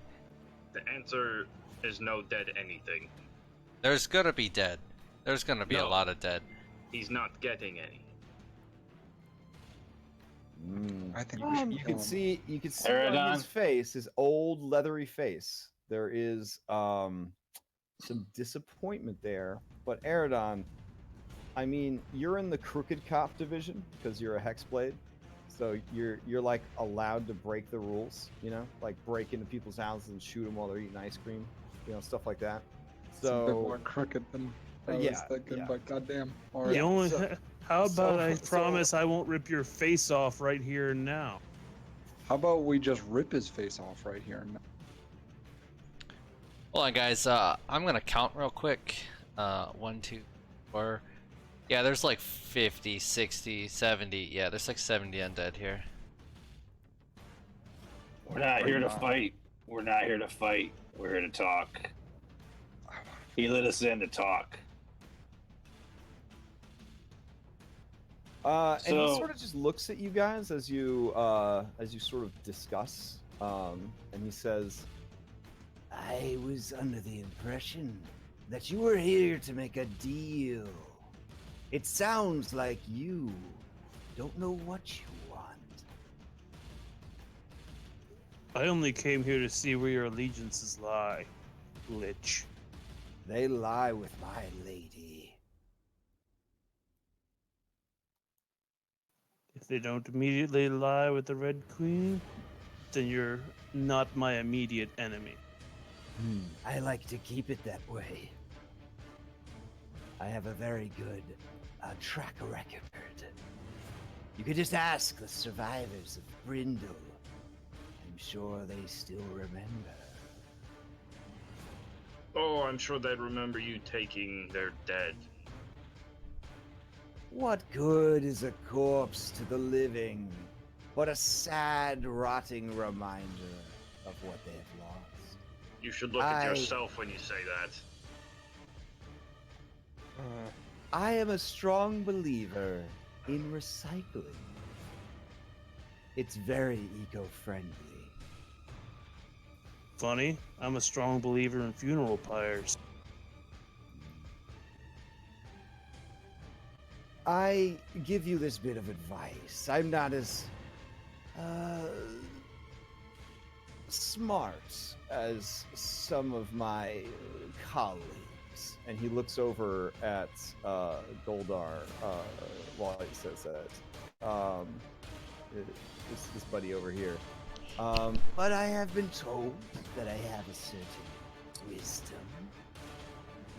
I cannot be killed by you. You are in the heart of my realm. You are surrounded on all sides by my loyal subjects. You have come here under the banner of peace. Everything's working against you. Are you so sure that you would throw your lives away and the greatest hope this shattering world has left for something as pointless as destroying the body I currently occupy? I mean, I'm here for a deal. Tell me what you want, man. He And wants like, the dead we'll after see the if we can war. accommodate it, and maybe we can fight together. I don't really care about necromancy. It doesn't really bother me. Patok, you don't speak for the entire order. I just want to hear what he has to say. Listen, We already he helped us explained. defeat the Red Hand of Doom. We wouldn't be here if he didn't help us. Are you Look so at- sure of that?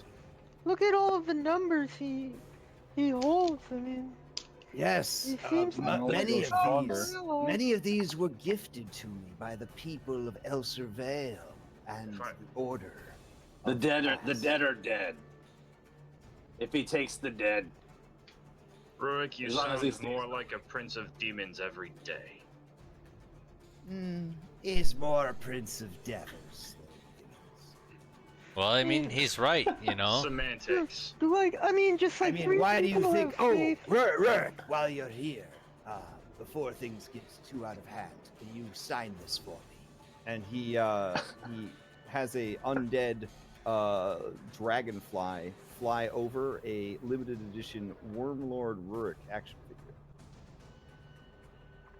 I just look at it and shake my head. Just No. maybe an R on the butt or something. Listen, The work you did is, gosh, you just do great work. if war breaks out, there'll be a lot of dead. If you just stay in the waste and give us our allies who you've taken for a short time period to help us. Oh, Is that what you would like? A reunion? They are far and far from here now, working very hard. But if it warms your heart to know its work, they do so together. Would you like me to call them back? Would you like to see them? Yes, I would. All right. He closes his eyes, and one of these treants that's hanging out nearby, one of these spectacular treants, opens its mouth. Look at that, it's bleeding out of its eyes and shit. Oh, jeez. It opens its mouth in a painfully wide way, and you see two figures step out. Behind them, you see swirling snow and wind. Swirling snow? Yeah. It's only an image of them, right? Like no, they step through a tree stride, which is a type of druid teleportation. Yeah. And there is a bit of snow and wind that blows through the portal as they come through. Riddles? Jericho? Is that you? Yeah, so they, the two figures look over at you. One of them is very spooky looking.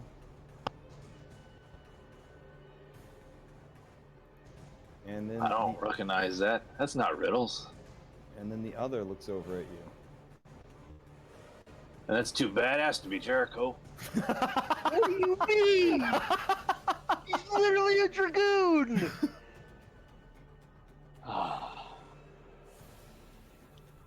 Release them to our service to help us. And you see from down on the ground, the roguish-looking one disappears in a burst of spores and reappears on top of the line. And then the armored one, it has wings that look like they are from a rotting bird, heavily overgrown with fungus. And as he spreads those wings, you see clouds of spores kind of fly out from them as he flies up to the top of the lion and takes a place next to the Ghostlord. Are these the two champions of Zugdamai that you would like pressed into your service? Right. What of Dacron? Do you have Dacron? He was with us as well. He fell here. He looks around. Has anyone seen a Dacron? Anyone? Anyone at all? I guess not. Didn't we take their bodies back with us? I'm trying to think. Did we take Dacron back or not? We took both of them. Or we burn them or something. I don't remember. You couldn't take the crown because armor was he fighting died, back. Yeah, his armor kind of ate him. Oh, okay, so he's gone. Yeah. Yes, we request their Riddles and Jericho's help for the cause, for the greater good. For whose cause, Rurik?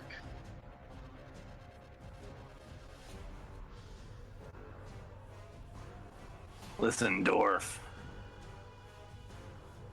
I don't know where you've been, but we've been fighting God while you were held up in the Dwarven hold. Sometimes we have to do things that are uncomfortable to win the wars we want to win. Really? Because you and your friends weren't as willing when we were saving Partuk. Oh wait, they didn't want to save me? No, in fact, they wanted the gold more than they wanted you. That's not true. Boss, don't listen to this. Don't listen to this. You were gonna give Partuk away because Partuk turned to gold. The devil was gonna trick you. These buffoons here, they're not willing They're not willing to do whatever it takes to keep this world safe. They're gonna die. They're gonna die on a mountain of corpses generated by their pride before they bend with the wind of change that is needed to save the world. And that's my piece. Glad you can finally talk, Balthazar. Well, I've been scared shitless, boss. I'll be honest. The guy's got a fear aura like 360 feet. I think he's leveled up in the last 3 years. How close is he to me? Just stand by me. You won't be scared anymore. Oh, yeah. He can fly closer to them paladins. It looks like their auras got shrunk on account of this being a smaller map. I've been scared shitless. I mean, honest to God, there's like 1 million undead, and like the local living deity of undead. One, like he's... one wrong move and he could just slip off the dragon. He's yeah. right. And he's standing on the back of a shield with you, which, by the way, works for you as a small creature. He's a medium creature. He's very scared right now. I imagine he's like sitting cross-legged on the shield and Pontuk is in his lap. Yeah, but it's like like he's with a teen driver though. So he's like white knuckle grabbing onto like every surface. Yeah, Pontuk really zooms that thing too. Raquel, I'll make a deal with you. Help us defeat Tiamat and keep her off this plane. And the others aren't going to agree with me. But anybody who falls, you can have them. As long as the veil is saved. I want Jericho under mine. I'm gonna have to kill all you guys.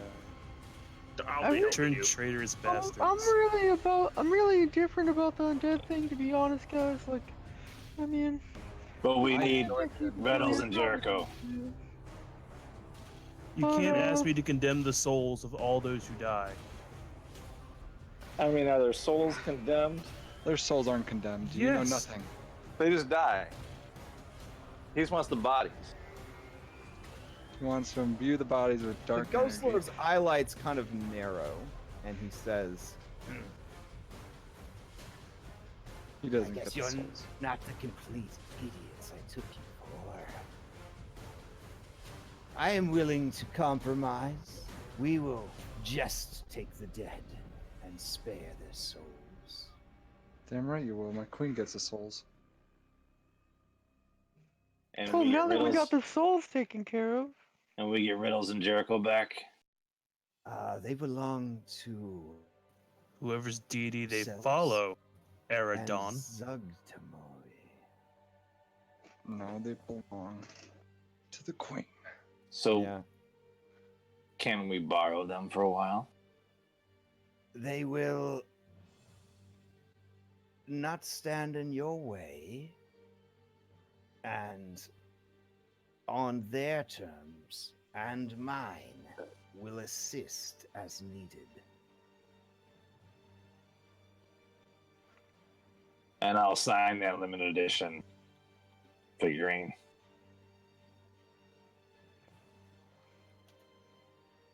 Prince of Pain. Drasir is fuming. He is completely disgusted and pissed at all of you. Drasir, I'm like, I get your side. I was just. I'm not I'd say Drasir's got no reason to be angry at Grimmy. Like, I understand you guys are religious. You got, like, oaths and shit. I don't think you understand. I think I know more about religion than you do, sir!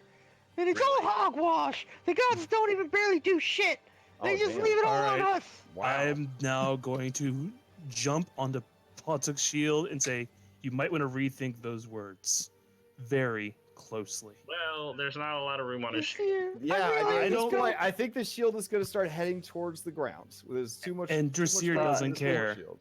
Potuk would zoom the shield so he missed and just landed on the fucking ground. All right. Do I need to do athletics roll for this? Sounds like we're going to have some opposed rolls here. Yeah. Yep. Give me a opposed athletics or opposed acrobatics, whichever one you either one. But all right, yeah, you go to zoom it, and he lands on the back. But and nearly I guide myself. Do you have time to guide No, yourself? I'm not on something guiding. like that? It was a joke. It was a joke. Yeah. So as he lands on the back, it starts going straight down towards the ground, and the numerous throng of undead hungrily push in, along with undead trees, treants, shambling mounds, undead insects of all sizes. It is a bad scene here. Patuk's gonna cast Fly on Balthazar, All so he right. can get the fuck out.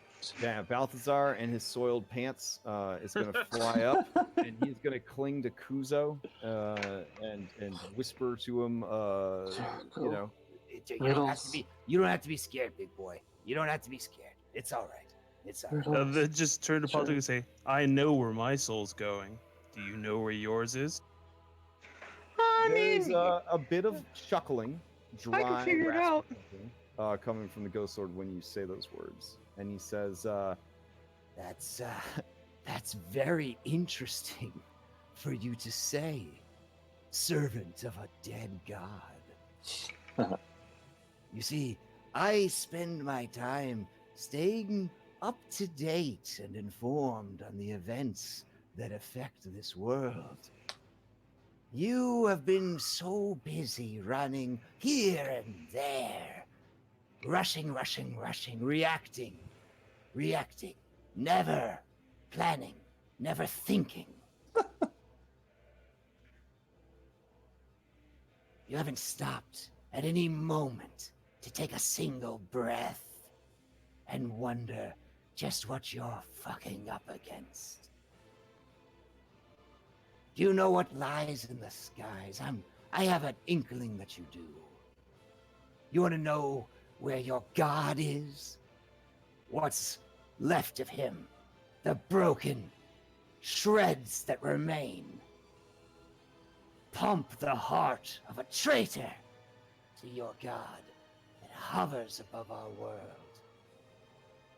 A fleet of powerful warriors and dragons waits to descend upon us, while you waste my time here, bickering amongst yourselves with your pathetic personal values that mean nothing if this world is destroyed.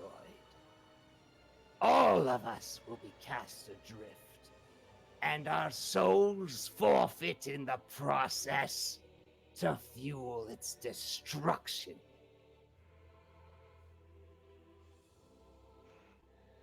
You see what I'm saying? Really short one. Now you want to try to say that? Just here, I'm just saying, like, we got problems, man. I will fight you. Then apologize. About what?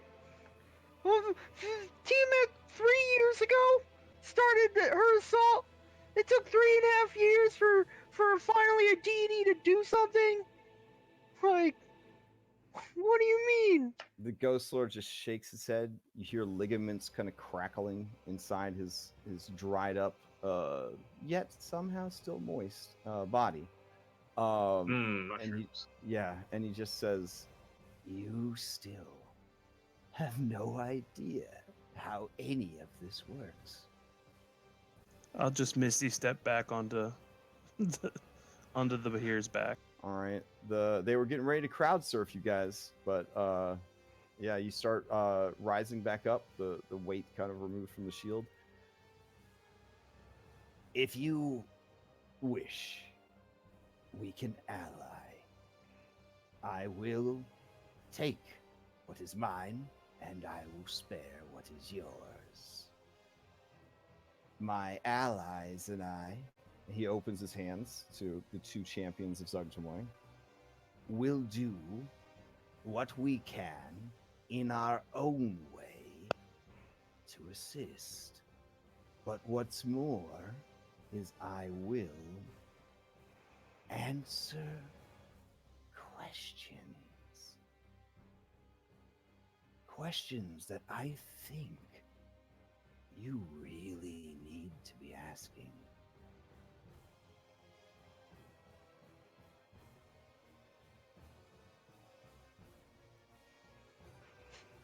You've physically seen the avatars of deities, and yet you doubt their existence.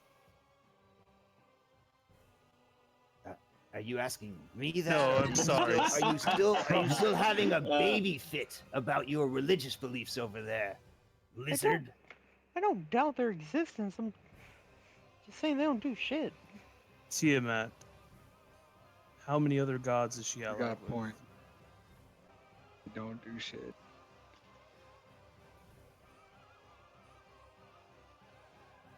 You're aware of Dilarian the Emptiness, How about right? you let him answer the first question?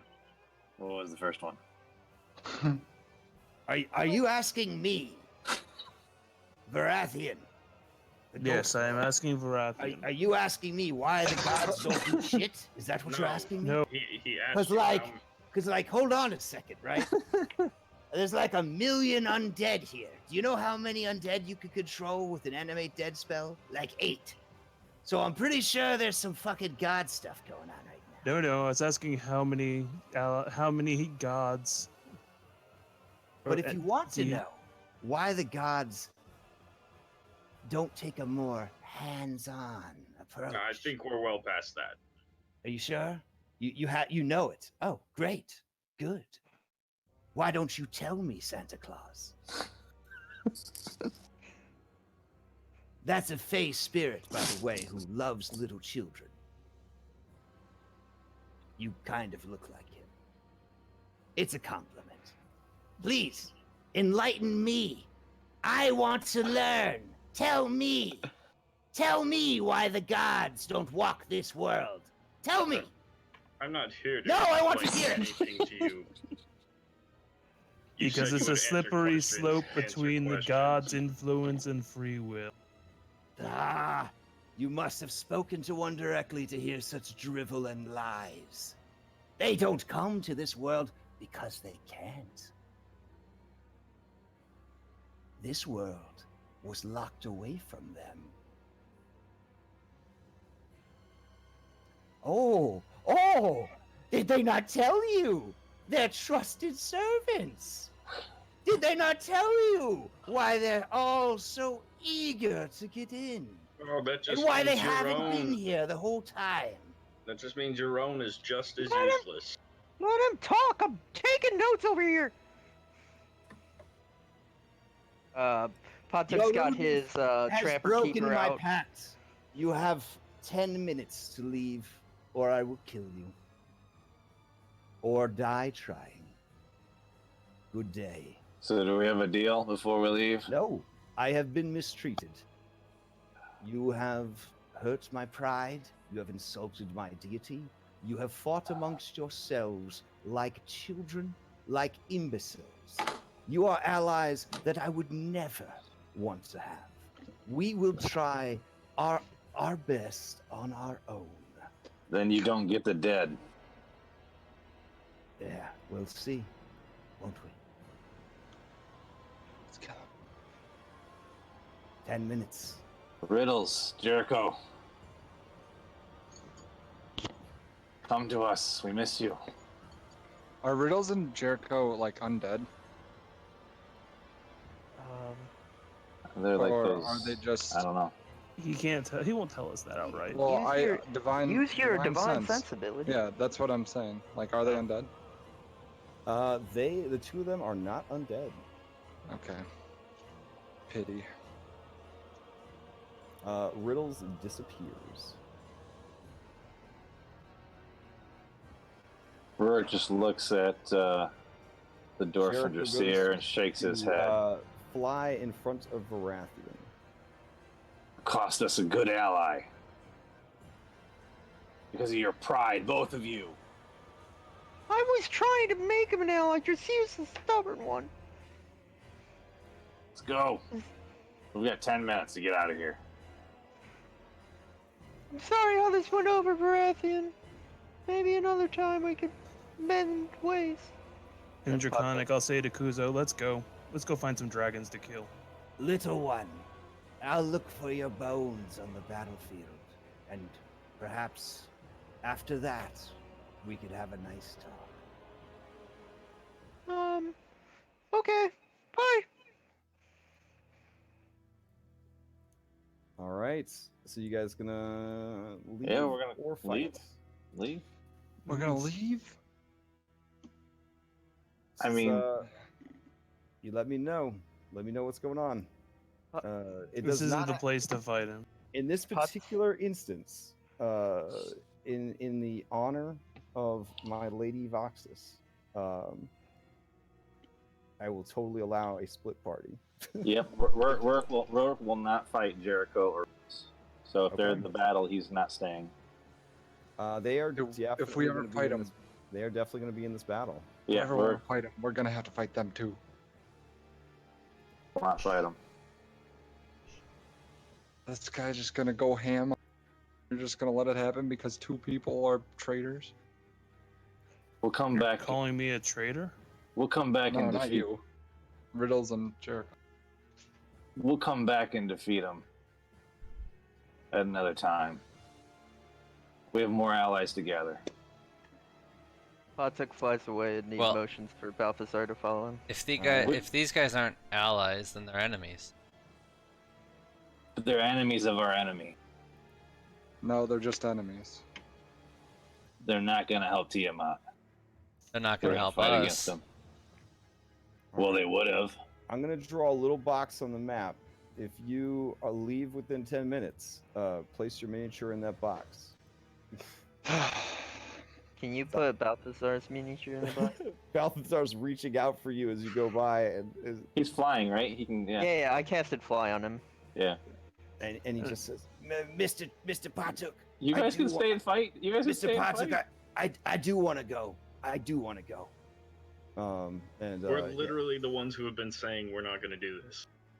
And I would have tried to suggest Kuzo to fly. Let's go find some dragons to. Who's under me? No, we're going to go back to vigilance. This is so disappointing. Bone Rack's like, Are you gonna let him talk to you like that? Champion of the Raven Queen? Aragon. As I he don't tries wanna to get die with the here. group to leave. I Aragon. thought your people couldn't die. Live to fight another day. We can't, but I'll be out of the game for a while. I know those feels, bro. all right. So He does know those feels. Yeah, yeah. As a lich, he definitely knows those feels. Okay. Man. Wait, this guy's a lich too? Don't forget Balthazar. Yeah. Yeah. Why do you think he said the Raven Queen's been after? I don't know. There's a lot of reasons he could be after him. It's He like could those. just be It's the like those vampire, movies where too. like a cop and like a criminal have to team up, and like you guys are riding on the same horse. We're gonna become best friends eventually. I'm not gonna lie. I was looking forward to seeing the champions of Zugdemoy in action. I know. I was ready. Yeah, me I was too. so ready I was- to just. I was so ready to destroy Jericho because flying and bows. Well, he can fly too. Well, he's got wings now, alright? Jericho's one weakness was he couldn't get to things that flew. Now he's got his own wings. I really appreciate, Crash, that you picked some really, really badass art for Jericho. We could have had 4 out of the 6 back. You guys made as bad as it is. You guys made the ultimate sacrifice. You literally gave up your souls to save Elservale. So the least I could do is make you into insanely powerful bad guys. You should stay. Because these little undeads can't fly, right? Well, he said to leave. I don't know what else he's got. Look, I'm in the pink box. All We're right. all in the pink box, unfortunately. The pussy Oh, box. me and my DM blue balls will move you guys back. All that effort. When we get there, we talk to him. We got Yeah, here. I'm we sorry. talked I'm to sorry, him. Did guys, but nothing. like, I mean, there's a certain point that Yeah, no, I NPCs get it. I get it. they get pushed past a certain point. They can't. They're not your emotional punching Yeah, bags. You know. Yeah, I get it. I get it. Yeah. We should have made them our normal punching bags and just beat the shit out. I mean, that is something that all NPCs are. They are normal to punching bags, but they refuse to be emotional punching bags. Balthazar, you failed us. Oh, also I just earlier couldn't say when Drasir staying silent when you said all the gods are worthless. Ghostlord didn't say that. No. Patuk did. So Look, man, over here, I know what it's like playing a paladin and having to deal with people like Patuk. I feel your fucking earlier pain, when dude. you guys were like, what is his phylactery? Like, look at his map marker. I knew what it was. I knew it Yeah. was a green skull. I knew it was like an emerald crystal, tiny little skull. Yeah, you no, could it hold was and a break cool, in your it was hand. a cool scene though, with you having to use your detect thoughts to kind of coax it out of him, and it kind of would make sense that he wouldn't remember since he, had a traumatic death and had to like get reborn in the Shadowfell and all that jazz. So Like it was literally within a few days of getting it that I died, into Yeah, like the worst person to die to, and then finding out what he is. A lot happened to Eric. That a little phylactery probably wasn't. We could have had Jericho and Riddles back. This is let me see, where's the lady I was that- disappointed that they're not undead. I just wanted to see them fight again. Oh yeah, there's. The It's like lady that coming killed full you. circle. It's like Yeah. coming full circle with the whole story. I was hoping that those people were going to be undead because I wanted to make Jericho my minion. Is that a saving throw or a hit dice thing? It's a saving throw. Okay. Alrighty. That's so, one of those that's like What does the saving throw target? Wisdom. Yeah, Jericho's pretty bad at that. So. Yeah, you might have actually had a chance there. But they are actually not undead. So I know, that's so disappointing. That'd be so cool. What is it? What does your divine sense check for? It checks for celestial undead. Celestial, yeah. Okay. Fae. No, not Fae. Just celestial undead. And aberrations, right? No? Just those three. Oh, dang. Okay. And I know the type, but not its identity. Gotcha. So, you guys leave. It's another fucking 9 hours to fly back. Are you going to be dishing out restorations to get rid of exhaustion kind of thing? Or if I have to. Or do you want to stop somewhere once you get out of the Thornwaste and sort of figure out your next move? I mean, if you're going blast from the past, you could go to Drellin's Ferry.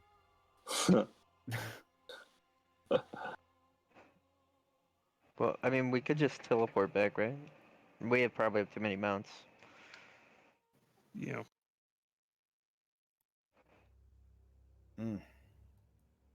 Okay. Man, what next? You got 15 minutes on the clock, gentlemen. You may, and this is 26 years of experience. You may want to hash out some feels with each other before you try anything else, because a party divided does not matter how strong your characters are, it is not going to succeed. So you really do need to kind of get somewhere near the same page. Yeah, Drasir's feeling very little allegiance to the Order right now, when everyone's just essentially trying to say, fuck the gods, do whatever the hell we want, well, it's condemn not, everyone else here's for the own. thing. Here's the thing. Not everyone. It's not everyone. It's an even split. There's 3 people on the team who serve actual freaking gods. Like, Eridon sees his goddess at like weekly meetings, like at her law firm, essentially. Like, he You're knows. right. He knows that there are gods. You saw the dude that you are working for in the absence of your god, who everyone says is a real thing that got killed for real. It really happened. So you know that's a thing. Yeah. And then new guy is like a 17th level cleric. Obviously, like when you say everyone, just call it out. You're upset that Patuk would be sacrilegious to something that your character values very much. You might be upset with Rurik for being irreverent, but I would say that Rourke does believe in gods. Like, if I were to go out there and say it. So you guys need to really put out there, like, what is important to you. Yeah, what is important at this point? You know that the world is literally going to fracture at the seams. It is falling apart. Something is wrong with it. At the same time that is happening, Tiamat, a space navy, or for lack of a better description, and God knows what else, is trying very hard to get in here and do something. You have to really ask yourself, what is the point of some of these other things if everything else is lost? It's not an easy decision to make. It's not a good thing to make. But throughout history, good people have had to do bad things to make sure that the greater good happens. I'm not trying to force anyone to do anything, but I am pointing out that when you refuse to bend, at a certain point you will break, is what I am saying. So when the Ghost Lord was saying that you would, and Balthazar to a certain extent, that it's all cool and stuff to die with your soul intact and your pride, but what good are you doing then? You know what I mean? There's no honor among the ashes of 1,000 corpses. So it's yes. Yeah, this is high level gameplay. This is not save the farmer's daughter from the ogre or stop the local bandits. You know what I'm saying? This is how Rurik sees it. There's no guaranteed win in this. We could go to the end and the world could just get destroyed because we don't Crash has worked together. Know what Pokemon cards or Yu-Gi-Oh or Magic the Gathering cards Tiamat even has in her deck. You've been legend loring, sure, but there is more that you could be doing to learn about your opponents. These opponents are so strong that you can't always rely on just going into a fight and hitting things with your level 17, 18, 19 dicks until they die. This is legit stuff going on, you know? You have to be ready for these challenges. And forewarned is forearmed or whatever. You really do need to have a better grasp of what you're up against, because guys, it's getting down to the wire. This campaign is on a campaign calendar, which means it will end in December. If you guys have saved the world by December, you'll have saved your world. If you haven't, the world will shatter into pieces and go everywhere, and we'll all think about doing something new in January. But Scales of War ends in December. So this ain't Skyrim waiting for you guys to finish all the side quests. This is happening. You guys are the strongest people in the world right now. And the world has turned to you. That is the pressure of high level games. When you guys were babies, you got mad at shopkeepers for not giving you free stuff, and you're like, what if something happens to us, huh? We're the only salvation against the darkness. We're the greatest heroes of the world. And you guys were level 6, and everybody laughed at you. But now that's actually what's happening. If you guys crap out on them, I mean, that's it, you know? And it's cool and everything to be oh, well, I'll just roll in another 17th level character or whatever. But every time you lose someone, you lose cohesion. I mean, you have to be feeling that, right?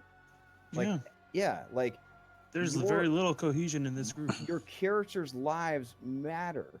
They really do. You need to find a way that they can work together towards this common goal, or you need to swap for characters that can, I think, at this point, because if your views are so radically opposed to everyone else's that you can't get the job done, like you're gonna end up like Voxus. You're gonna be a bunch of shattered ice in the throne room. Like you have to know like what compromises to make. And if you are playing a character that can't do that, cannot do that, you cannot bring yourself to compromise on it, it might not be the right character to finish this campaign out with. Because you guys need to be on the same, at least the same book. You don't have to be on the same page. But like what I've been seeing the last couple weeks is like almost like a willful contrariness with each other. If this guy wants to do this, somebody else wants to do the complete opposite. If somebody says this, somebody says the complete opposite. You know, like rude to each other, posturing at each other. I get it. It's stressful, high-level gameplay. But like the best resource you have is each other. You have to sit down and hash this shit out if you're gonna make it work. Charles Pendington took psychic damage every day of his life, working with a goddamn half-orc vampire, blood priest, because he knew that there was bigger problems to deal with than that. He realized that this is a powerful ally that's helping him fight devils, so let it go. He did everything he could to be accepting of Voxus's very radical religious beliefs, undermining his own religious beliefs. He knew in his heart that in the end, his faith would win out if he was an example of that faith. Like, these are the kind of things that you have to be willing to do. You know what I'm saying? Like, you have to... I didn't realize how big of a problem my characters were for Charles. Dude, I fucking hated you, man. Both my characters. Maybe you have a little bit of an idea of how I'm feeling about how Patuk's been. Oh, my dude. character. Trust me. I know exactly how you're feeling. I'm glad Patuk's a little more flexible than Charles. Man, Charles was... God. I felt like Charles got flexible towards the end, but it also was making it less fun, I think, to play as Pendington, because he, like, how would you feel? You know what I'm saying? If like you're Captain America and they're like, yeah, you and Red Skull have got to work together to save the universe. Like, yeah, I don't want to do that. And it's like, sorry, that's what the writers say. It has to be like that. And here's the thing, like, I've had campaigns where people are like, my character would not continue with this party. Like, they would not. Like, so NPC them up, because like there's no way that they could keep going. And it's like, are you sure? And it's like, yeah, I cannot compromise on this character. Like, I planned the character a certain way. I need the character to be that way. I'm not going to compromise the character. I'll just make something else. Or they just don't play anymore. But in most instances, it's better for everybody if that happens than constant headbutting about, you know, these things. So, and it's not to say that these things aren't important, but cast on the bell curve of a eternal primordial devil dragon succeeding, or your entire world being destroyed, the souls of its inhabitants torn asunder by its destruction. I feel like both of those items are a little more important than some of the other things that are going on. And I feel like at 17th, 18th level, your characters should have a broad enough worldview, should have enough literal experience to be able to see that. Like, that's kind of where I'm coming from. So, again, sorry for a lecture pep talk. High-level gameplay is stressful and crazy, but it's, you know, the stuff you guys get up to is leaps and bounds beyond like the comprehension of people that post on Reddit. Look at my level 20 build that I'll never actually play. These people that you think play level 20 games all the time, they never play level 20 games. You guys are the rare few that are playing high-level gameplay, and it is stressful and it is hard. So, you know, kudos for that. I think you can make it through this. But I'm not going to ease up either. Like, the fights are just going to get harder and crazier. I'm going off the traditional lore for Tiamat and all the stuff that comes with it. So it's gnarly. This is not Rise of the Dragon Queen or whatever baby module that was. This is Scales of War. So, all right, I had my piece. So, does anybody have any questions for me? Also worth mentioning, we haven't been tracking XP in Discord, but I have been tracking XP normally. I'm pretty sure you guys are about to hit 18 or going to hit 18. But the last number I have is 225,000.